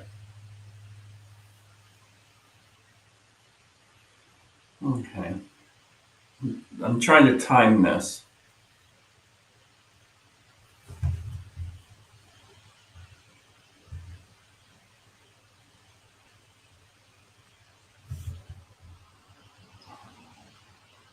What do you have on him? He is the chief minister, and this is the chief minister. So I can take this title off of you? It once again depends whether you are talking about the actions and You the see this right points. here? This means that if you play this as an event, manpower goes down by 1 and the chief minister loses 1 glory point. But if the chief minister loses 1 glory point, normally it would mean that he loses this token, it's removed, it's returned to the pool. If he doesn't have any, there is still penalty to be paid. He loses 1 level of influence or 1 mask. So this is what, if you would play this Okay. event, this is what would happen. Okay. I still control him. I cannot use his special ability anymore Okay. unless I build him up again. Okay. And that would cost 1 and then potentially go down 1. So that doesn't trigger the effect yet. Not yet. Not yet. But I do have the ability to trigger it with 3 of my cards. And also here, so if I do this, that's going to trigger it, which means if you don't succeed, you're going to then go and force the end game condition. We're tied on points, but then you can't win. But so this doesn't matter. So what does this do? I can lose. This brings down red resource by 1, and the green courtiers that have green skill Mhm. can be indicated. You can force them to lose one glory point. So once again, in my So case, this would flip and this would flip. yeah, Okay. So because I want to test that out, I'm going to do that. I'm going to flip this. I'm going to move this down. Question. Yeah. Why do you can flip my control? Why you are flipping your own?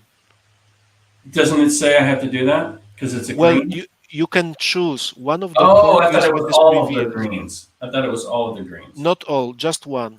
Oh, okay. So there may be a possibility that no one controls the green skilled courtier, and then this effect can be ignored. Right. But if it can be affected, it always affects one courtier.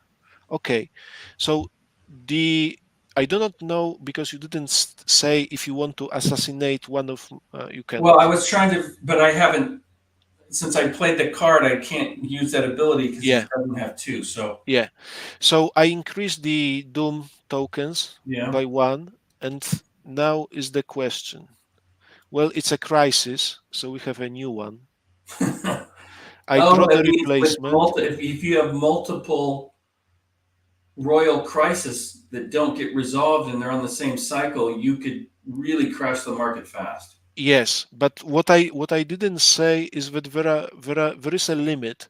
There is a limit how many crises can be revealed at a single time. And right now it is basically the number of the players. Okay. So the next card that I have drawn is the another crisis, but because it is going against the limit of the crisis being able to reveal, it's automatically discarded. We will not see this card in the game. Okay, so that I speeds up the end game ever so slightly. does. And now I have those things. At the end of my round, the red and green resource, sorry, blue and red resource will go down by one. But we have almost not enough, right? But what I can do once again is try to mitigate this just because I happen to have submission of lesser media. The effect of this is bringing up economy by one, Mm-hmm. and glory is assigned to one of the courtiers that is holding the blue skill. Okay. I can give the point to you, but why would I do this? Yeah, you wouldn't. So I'm giving it to myself. But Okay. I always highlight this because it's once again a viable strategy. You can always assign the glory to the neutral, non-controlled courtiers Yeah. if they fulfill the condition. So the blue player goes up by one. I'm not using my special abilities. This doesn't is not eligible right now. Doom token to mismanagement of the provinces, and Mm-hmm. Roman Seleucid War fails. So we bring down the economy and the manpower by one. It's supposed to be free, but it will be. This is something that also needs to be decided because the rules as written right now talk about resetting the counter. But Right. if resetting the counter literally taken means that it ends with no doom tokens at all.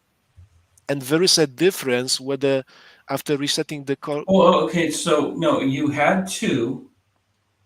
You add the third, so you met the condition for this round, and then it triggers and gets reset. And so yes, it goes back to blank. That's totally fine. There's no issue there. well, it just means that the sequence will be changed a little bit because Yeah, no, now that's because we now have it's on you. three player rounds and not two. This is the practical implication. In any case, please continue.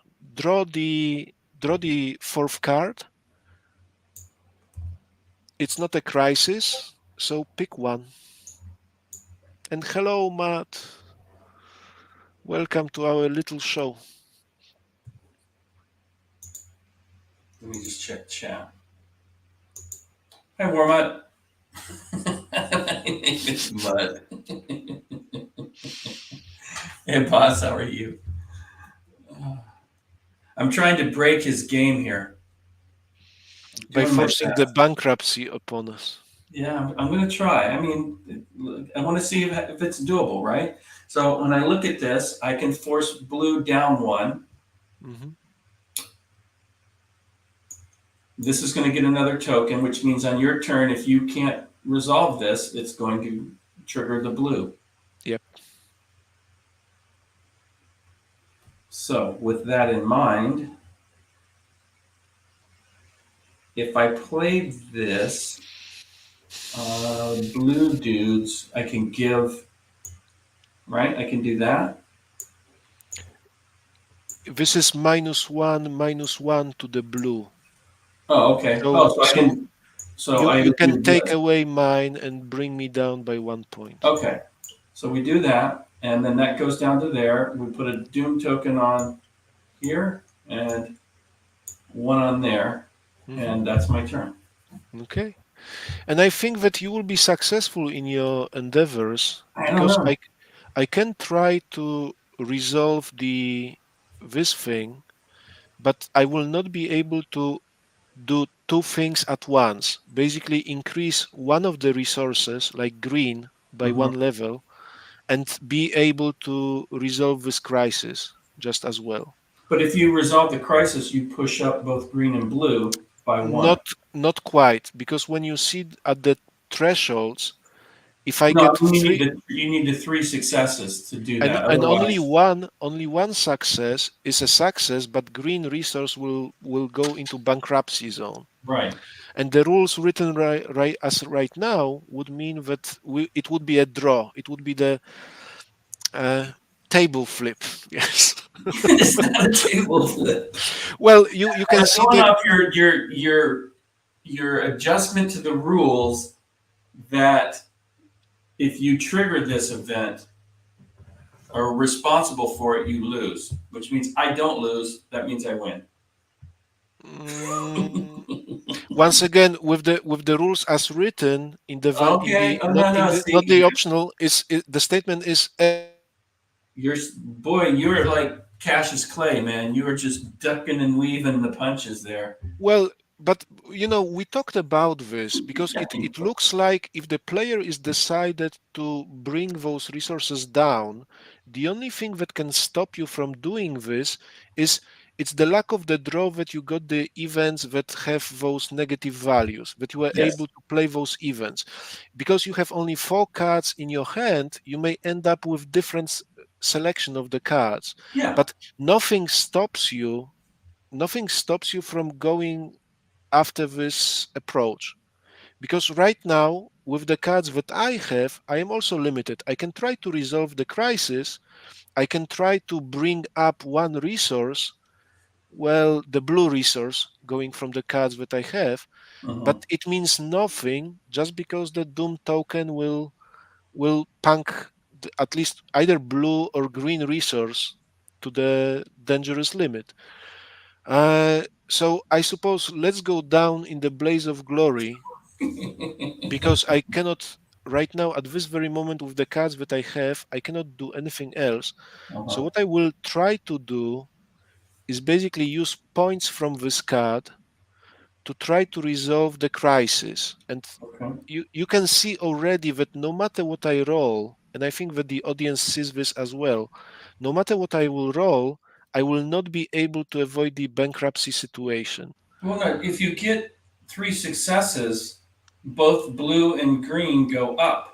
Yeah, rolling 5 or 6 on all of them. Well, So no, but you have a chance though. let's say that this I'm indicating antipater. Uh-huh. 2 points from the card, 1 point on his skill, and I just need 5s or 6s, nothing else. So close, so close, and I made it. Ah. So the glory goes glory goes to antipater. Now, when you used him, doesn't that cost a resource? Only declaring the bonus. If you are having the office, it's always the decision of the Okay. player. It's you are never forced to do this. If I would do that, it would effectively spell the end game conditions. So for this reason, I risked everything on this die roll of 3 dice. Yeah. the crisis is averted, it doesn't Yeah, mean that awesome. See, that created a story. I like that. it doesn't mean that our problems are over, but it means that the end state of the game has been averted.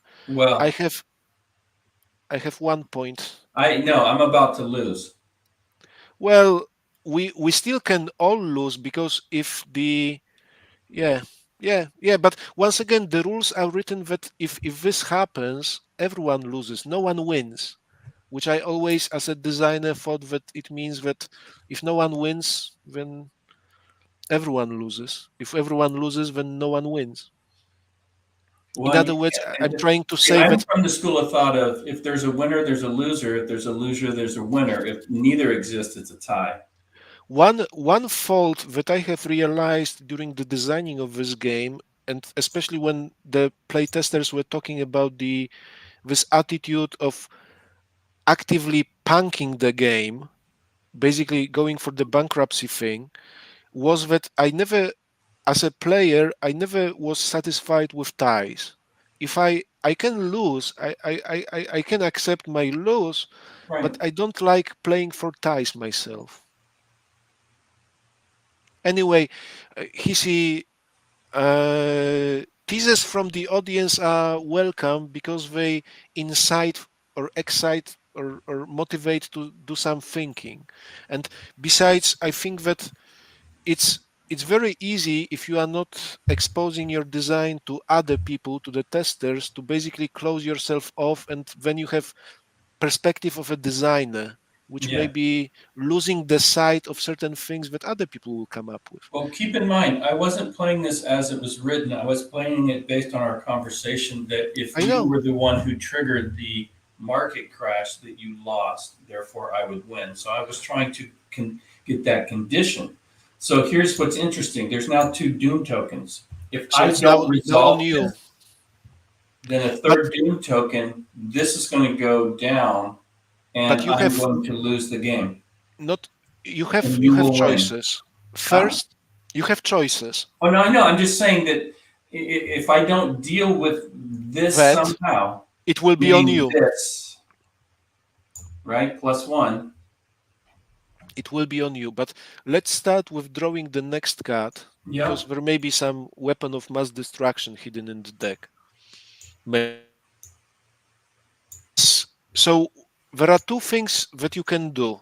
You can try to address this crisis and hope for the successful resolution, or if you want to stall, you can play the partition of Ptolemies to bring up resource by one, and when the clock resets, we still have enough resources to shoulder one loss if you Yeah. play partition of Ptolemies for the event. Well, I don't want to lose, and so I'm now forced to play this, which is fine. That's not a bad thing.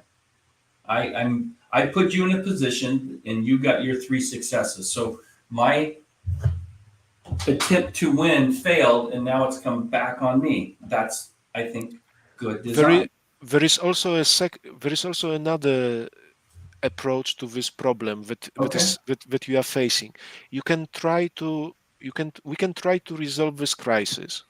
If you will pick the card for the points, be it a 2-pointer or 3-pointer, you can indicate Ptolemy, and then the admiral uh, would give you 0. So the point the number of the dice used for this crisis Mm-hmm. would be points from your card plus 2 from the skill of Ptolemy, and then you can decide to use the 1 blue manpower, but maybe not if you want to avoid the bankruptcy, and then scoring 2 hits on, let's say, uh, 4 dice.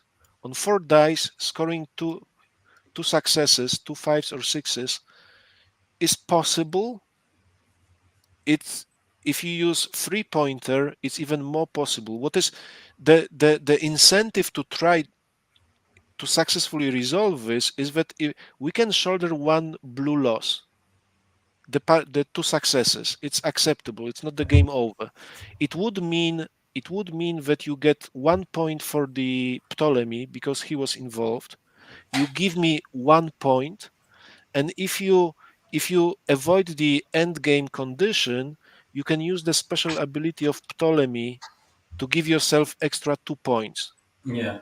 To be frank, if you can avoid the end game condition even by playing this event, you still can use the special ability of Ptolemy to give you yourself extra 2 points because one crisis has been already successfully averted. Oh, okay. So you And that have doesn't cost choices. any points, right? It doesn't. It just uses up this ability until the end of the game. Okay. So if you want to stall, you can play the event. You can try to resolve this crisis if you want more points, potentially. But I Or also get +1, so I'm going to do that. okay. And that pushes that up by 1, but then it's going to get the Doom token, which is going to Yep. then bring it down and bring this down. Yeah. And reset. And if this is my strategy, I don't want this off the table. By resolving this, I'm working against my strategy. So I would never do that. I'm Fair going to enough. win or lose on this strategy. So I'm riding this horse till the legs fall off. What I like as a designer is that the card is titled Roman Seleucid War, and this war was crippling for the kingdom, historically speaking. So it's nice to see it that it's important, in the game. That Yes. it's not just an event that gives you 1 point or something. It's crucial. Last question. Do you want to enact the special ability of Ptolemy and give yourself right now, right here, 2 points, 2 victory points?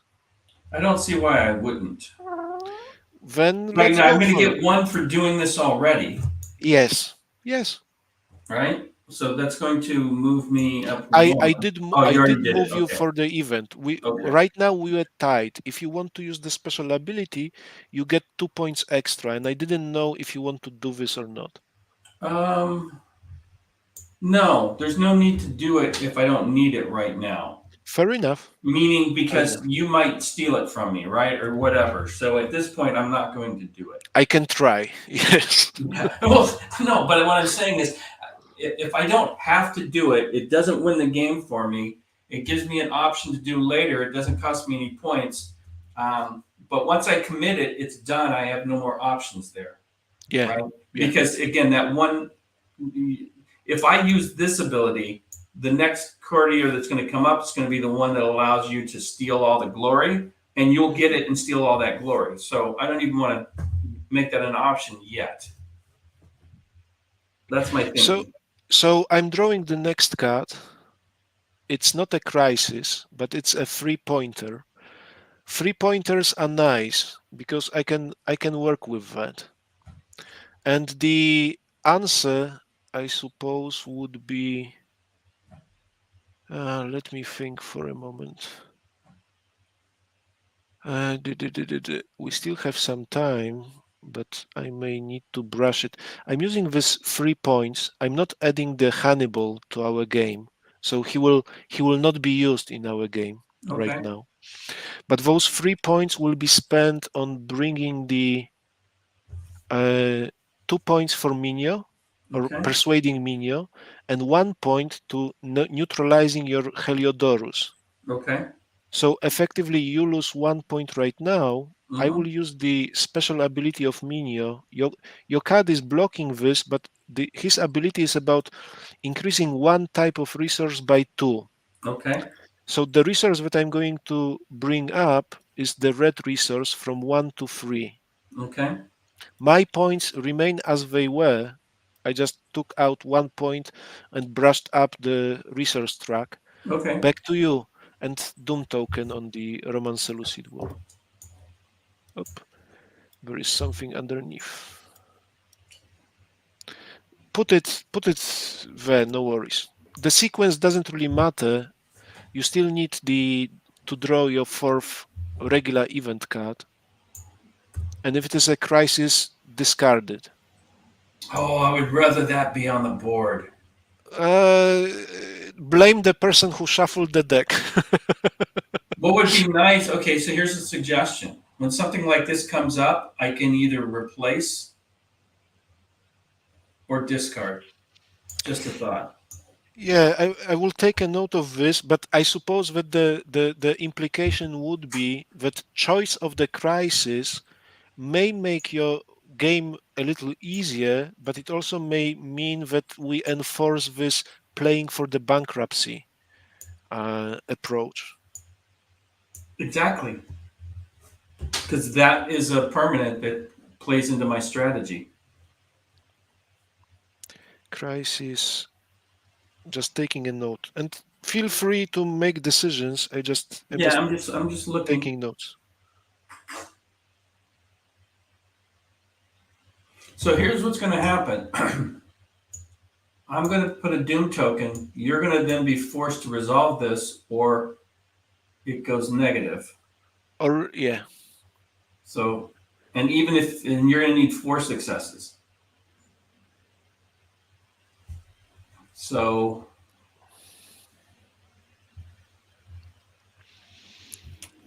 okay. I guess it doesn't matter if you go down, you go down. So I can't play either of these two because I would lose one. This one I could play, but I don't want to. This one I could play. And then I could take one of these down By 1. So if the affected courtier has the glory goes away. But if he doesn't have glory, he loses 1 mask. Right. And that's on the green. So let's do that. Again, keeping my approach here, to keep pressure on this. Hey, choose it doesn't do you any good if I waver off this strategy. Yeah, but I'm just pleased because I still have some options when it will be my round. Fair enough. You drop the resource. Do you want to use your special ability or Ptolemy? I don't plan on winning by these points, and that's the only one I can do it on. So Okay. At this point, I don't see the point, so I'm not. We're going to put another Doom token on here, and now it's up to you. We also have to place the Doom token on the second crisis because it's counted separately for each crisis. And my choice, I still have to draw the next card. It's not a crisis, and I do have some choices, and they are juicy, especially with this 3-pointer, because it's true that at the end of my round, Roman Seleucid War will fail if I will not do anything. But because revolts in Media and Persis, if I will get at least 1 success on that, I can bring up blue resource by 1, losing red, but it sort of works still. So I will try to do exactly this. I will try to endure Roman Seleucid War by winning the other crisis. To do this, one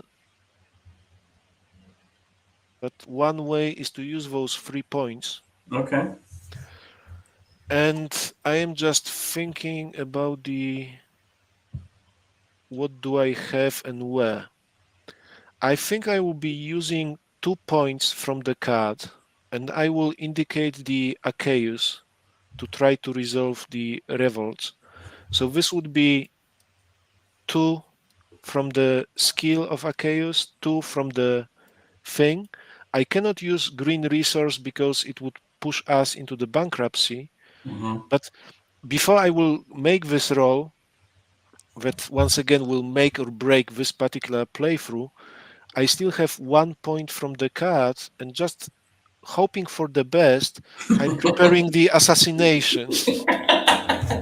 Preparing for the assassination. So once again, I love it. What we are looking here is basically I'm rolling 4 dice. I need at least 1, 5, or 6 on a single die. So I'm feeling I can fail, obviously, but I'm feeling confident. Oh boy, 2 successes. It still means that I do not achieve the top result. So, but it means that I have what I wanted. Manpower goes up by 1, red goes down by 1. Glory to Arceus. Blue player gets 1 point more. The revolts are resolved.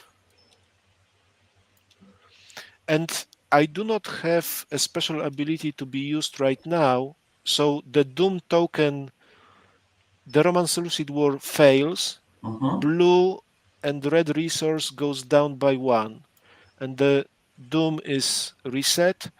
Back to you. Draw a card, reveal if or put it in with the if it is a crisis, put it there. Now, Use one of yours. What's interesting is if you don't know what I'm doing, I wonder if all of a sudden you're going to lose and go, "Oh my goodness, I didn't realize that was your strategy." Well, yeah. That's fine.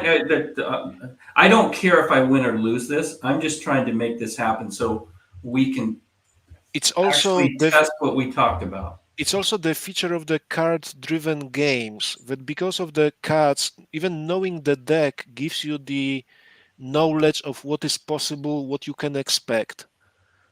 So, and the new players, I could spend 3 points. Mhm.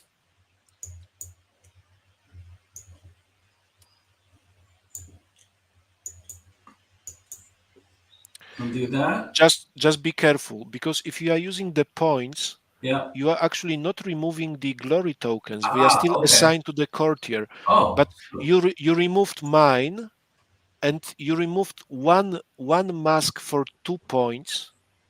So if okay. So let's just retrace our steps for a moment. Okay.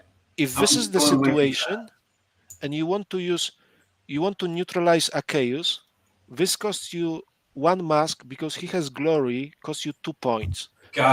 But I effectively lose 2 victory points as well. Okay.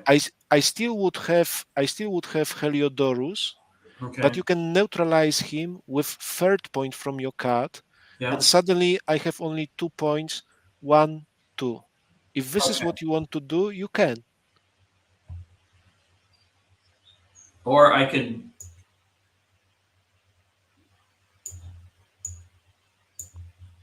And this would do what to you? The problem is that Antipater also has glory, and you do not have 4 points. I don't have 4 points. Got it. It's a feature. No. This is why those cards. So the other option is I can do that. Unfortunately, no, because this courtier still has glory. I need 2. Placing you would need 4 again. 4. Oh. Okay. Okay. Well, let's do that though. So I remain at 2 points. Yeah. I do not know if you. Once again, you always have the possibility of enacting the special ability if you want to. You don't have to. Yeah, at this point. No, not yet. Fair enough. So I draw the next card. If it is a crisis, it joins the Roman Seleucid War. Sorry, we'll get the Doom token. Thanks, Warmat. How long I can keep this up is the question.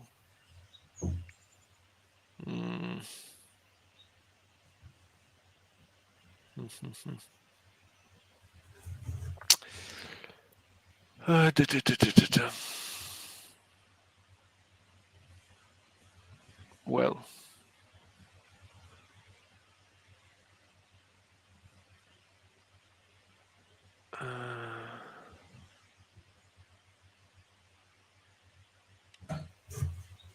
this will not work. This nope, not really.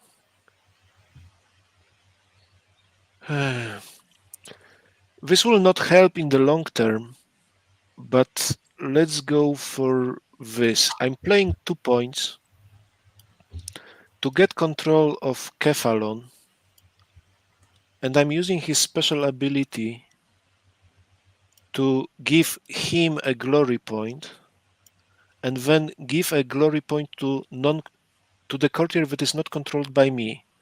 So I will place the glory point on Heliodorus. Hmm. Now claiming Heliodorus will be more expensive for both of us. Yes. And this is one way to safeguard. You still can do this, but officially I do not know what cards you have. And you may have one pointers, or so you will have choices. In Mhm. any case, I have done my thing, special ability done, Doom token increased. So draw the fourth card and let's see what you will decide. So now the losing is on me. Once again, the way that the rules are written, everyone loses. No, no, no, So, no, no. I'm going off of if whoever causes this is the loser, the other guy wins. okay. At least in my mind, because that's why I'm doing this strategy. Otherwise, I wouldn't be playing to just. One lesson from this is that the exact phrasing of the victory conditions, even in such a simple game like this one, because hey, it's not Republic of Rome, it's not, I don't know, uh, those complex war games. The exact phrasing of the victory conditions is very important. It Yeah. has to be unambiguous and it has to be clear. Okay, so let me ask a question. If I were to spin this for 3 points, can I claim him? You need to spend only 2 points to put one mask on Heliodorus, but you Okay. won't be you will claim him. You just won't be able to use his special ability in a single round. Yeah. No, I got that. And then I lose the game. So here's the thing. Now I'm going to end up losing. So I walk the knife's edge. You've been able to flip my strategy on me. I'm probably not going to get enough dice to get 4 successes, which means the blue is going to drop. So can I propose some different idea? Once Yeah, again, sure can. it won't be it is not guaranteed, but once again you can try achieving those 4 successes. The Oh no, I have to. I don't have it's a a choice. it's a slim choice, but what can be done, let's say that you play the 3 pointer, I you can't play claim the. Oh, 3 points. Okay, go ahead. you use 1 point for Lysias because he has a blue skill, and then you spend 2 points from the card to resolve this crisis. But the way that this resolution works, you indicate Lysias as the person, so you have 2 dice from the card, Mm-hmm. one die, third die from the skill of Lysias, and then we look at Admiral and Strategos skill and who is the best. It just so happens that you have Strategos, so he will give you 2 more dice, and suddenly you have. Did I did my I have 5 dice. 1, 2, 3, 4, 5 dice, and you hope for the 4 successes, because once Yeah, I'm again not. I'm not going to get 4 successes. But so let me ask you: why do I get? I don't have to pay for this. no, the trick, once again, this resolution of the real crisis is a convoluted part of the game, but it means that you indicate one courtier that has the right skill, and then the person who is holding the related office that has the best skill from those 2 offices is also involved in resolving that. It Okay, just and that's for free though. I don't. for free. It Okay. just so happens that we have a good strategos. Hey, you did it. You did it. So Of course I did. this is a long stretch, but as a designer, I would say that what we were discussing, this is the playthrough, and those results are the example how this approach playing against the resources can be mitigated through the playthrough. It's not it is a valid strategy, it's not a foolproof one. Oh no, I never assumed that it was going to be foolproof. I just wanted to play it. And that's fine. Let me just point out another possibility to you, Yeah. because you have used points from the card, but not the special ability. If you want to gain the big advantage in points, right now you can enact the ability of Ptolemy and get yourself 2 extra. Yeah.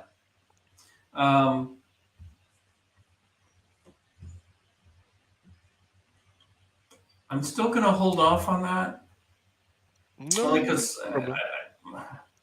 it You does, are in the lead in any case.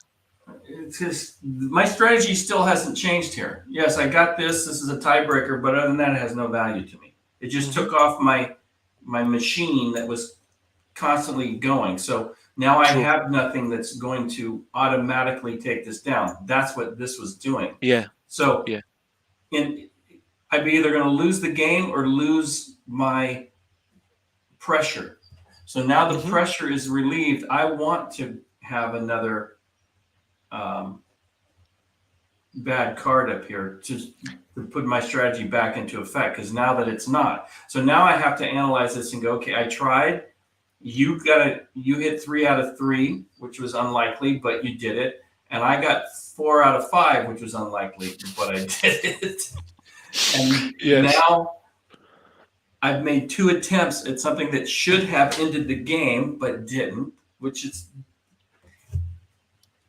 this is going to be a memorable game. So this is awesome in that sense.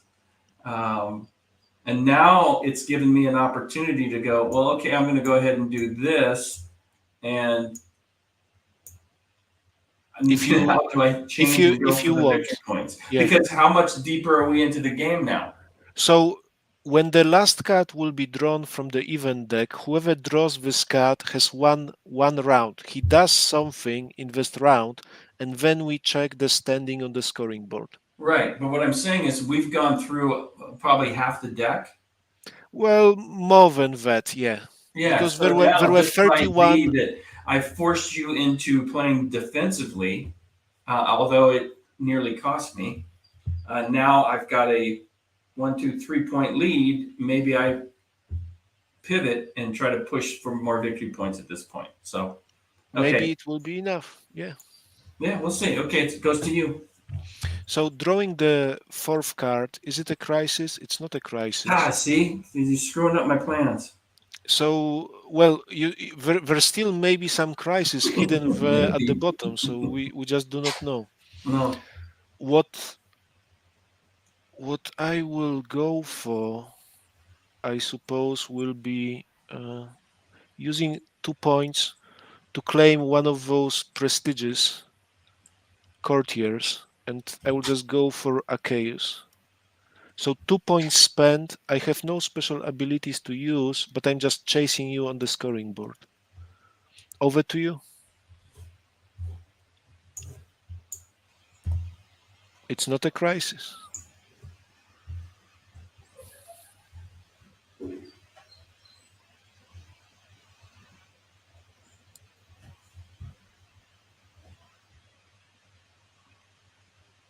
I can go 2 points.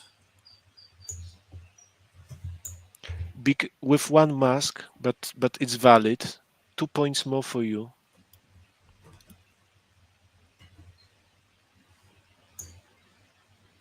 It's your turn. It's not a crisis. Resources are sort of.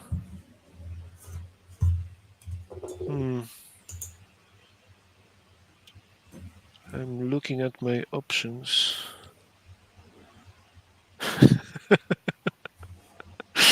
Oh boy. Yeah. I'm sorry. It may be a bad sport, but I do enjoy No. playing this game. Yeah, no, this is fun.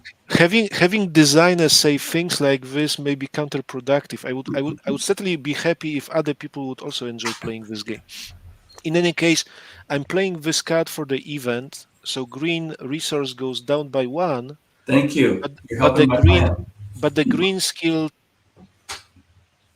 glory, so I'm taking 1 of the Ptolemy Okay. down by 1.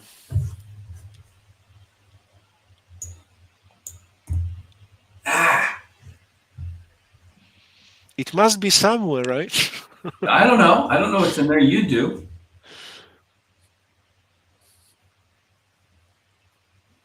So I can play this, or actually 2 points to bring this up, right? If you want to, and then you can enact his ability just after doing this. Yes, Yeah. you So can. let's do the 2 points. Let's do this, and let's get rid of that. So the influence goes back to my hand, the glory goes back into the general pool. Reveal this, and we have to. I will just move your cards away for a moment because we have to assign. Someone needs to be a chief minister. The title needs to be claimed by someone. So we still go for the lowest number. 6 has the title, so he's not eligible. 8 has the title, so no. That could have made a difference on who I eliminated. Okay. Precisely. And if you want to take it No, back, no, no. because I don't need to take it back. what I mean is that you can set up those assassinations in such a way that, for example, you will claim the title. It Right. is it is possible. In any case, here 6, 7, 8 already have title, 10 as well. 11 doesn't have a title, so he will be the new chief minister. So I still have the title, but I lost 2 points. I kind of gain one. So just to be exact, 1, 2, 3, 4. Your assassination drops me down 1 point net. Okay. And you have 1, 2, 3, 4, 5, 6. Did I miss something? No, it's 3 here, 4, 5, 6, 7, 8. So I think it should be here. Okay. Exactly.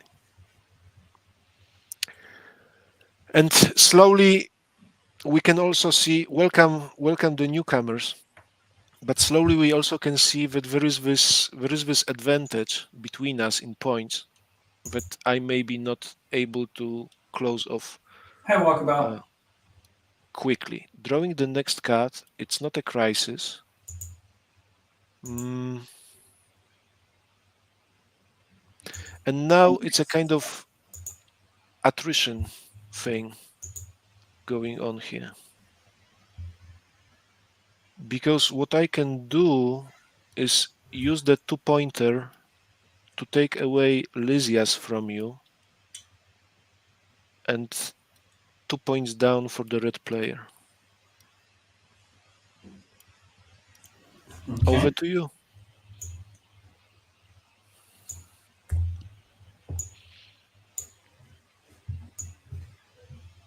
So this helps me in multiple ways. Oh, I was hoping for another one, so I can burn through the deck. Okay.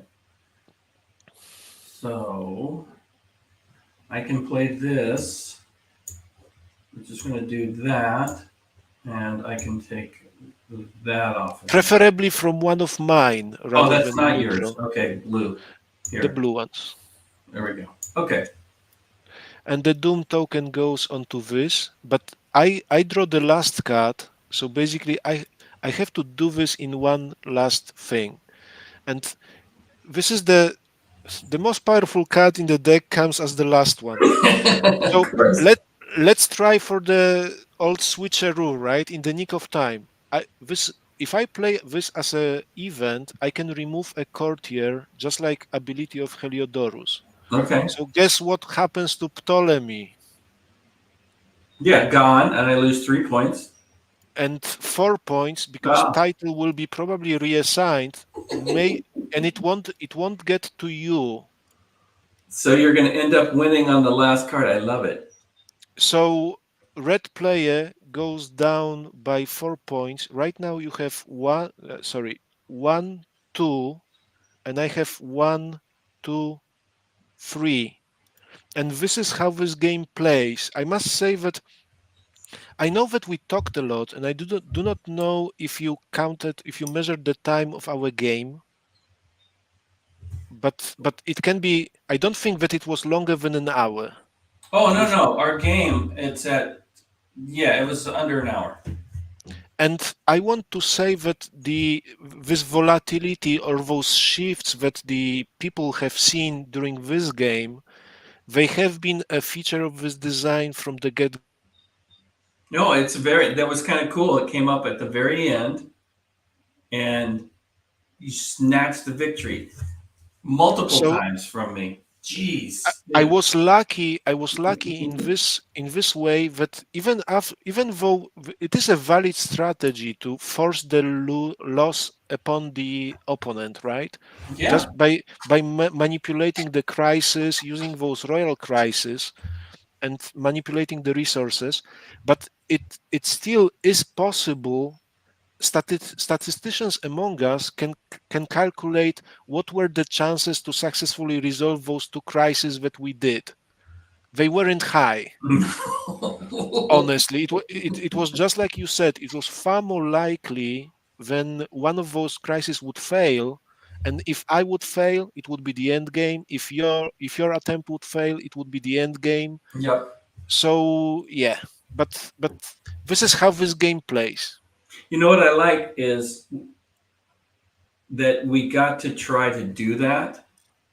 And because of the way the Doom tokens are, it flips who the pressure is on, right? It went Yeah, from you, I got what I wanted, I forced you into a very low probability of success, but the gods favored you.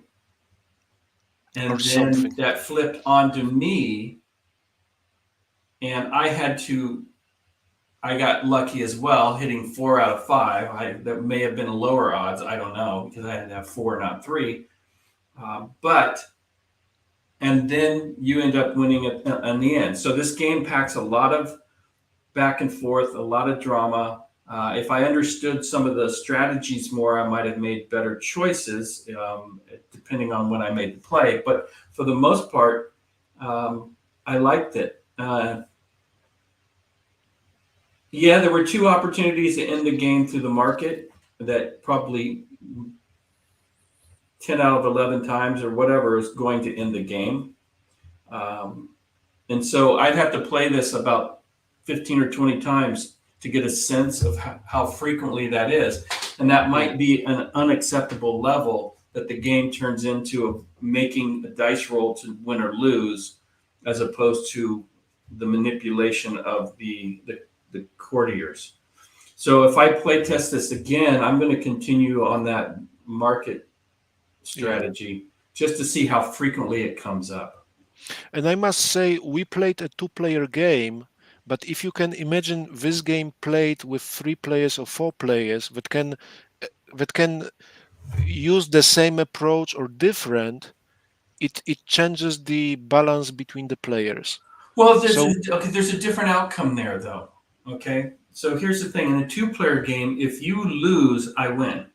In a 3-player game, if you lose, do 2 of us win? well, I guess that once again it comes down to the phrasing of the victory conditions and how we understand them. Yeah, If I think a little bit of work needs to go into that, at least to clarify that. Mhm. Because in a 2-player game, it's obvious. If you lose, I win. Yeah. But in a multiplayer game, are there 2 winners? I guess there could be. Why not? Um, but what that so now okay, now I'm going to get into the evil part of this. If it's 2 players win, and I saw this because at one point in Mythic, you could trade resources. And I had in one playtest session a guy and his girlfriend. He traded her all the cards that she needed to win the game because he wanted his girlfriend to win the game. And of course, it was a playtest session, but all the other players were like, "Yeah, that's not fair. That's not even a fun game." So in a multiplayer game where you can force one person to lose, there will be people that will not like a player and team up to force them to lose just to have them lose. Not to mention that even when I was playing single-handedly multiplayer games of this, it is very possible. There is no active or no foolproof way against this. You can you can use one faction, one of your colors, to set up the victory of the second of your colors. It is possible to do Kingmaker. king making in Yeah. this game if you I have don't have a more problem than. with king making to some degree, other than the boyfriend girlfriend or something like that, where, yeah, you're doing that as a meta game, and so you have to. I don't know how you would address that. It'd be more play testing, but yeah, king making. Yeah. It is just, once again, this is maybe a very naive approach, but it is still my hope that if the game, even if the multiplayer game goes like this, if it goes for, let's say, 30 minutes, 40 minutes, or maybe even 5 minutes, Hmm. players can still set up a new game and just try again. I Well, they want to see. could, but if you're king making, then they just might continue to king make all night. Yeah, it's just that I do not have the statistical evidence for this, but I will Hmm. use the evidence of our game today that this valid strategy upon resources manipulation, it still can be defeated. The chances are slim, or maybe it's not guaranteed, Hmm. but it seems like there is some kind of resistance or possibility to play against this strategy and come out on top. I do not know. Um, I do not know how easy it would be to play against your girlfriend, acquaintance, and her boyfriend. well, that's in a multiplayer Yeah. type of game, right? With the king making, that's a whole nother thing. One suggestion would be Mhm. to in this particular game, and it's only one of, if you're going to play test multiple times, this is just one outcome. But the reality is, if I continue to do that strategy, I'm going to win that game a lot more than not. And Yeah. that may be an unfun experience. And to say, well, it could be defeated, is, I don't think, a very good defense or shield for that. And tell Mike, it says design can't cover every instance of cheating. Yeah, This is but true. once again, I And would we're talking start. about king making if as being the cheat. I don't I think breaking the market is a cheat. It's playing the game by the rules, I would but start it might from be an the. unwelcome outcome. I would start from coming back to the victory conditions phrasing, Yes. because this may be the simplest way of at least cutting off some possibilities of something like this.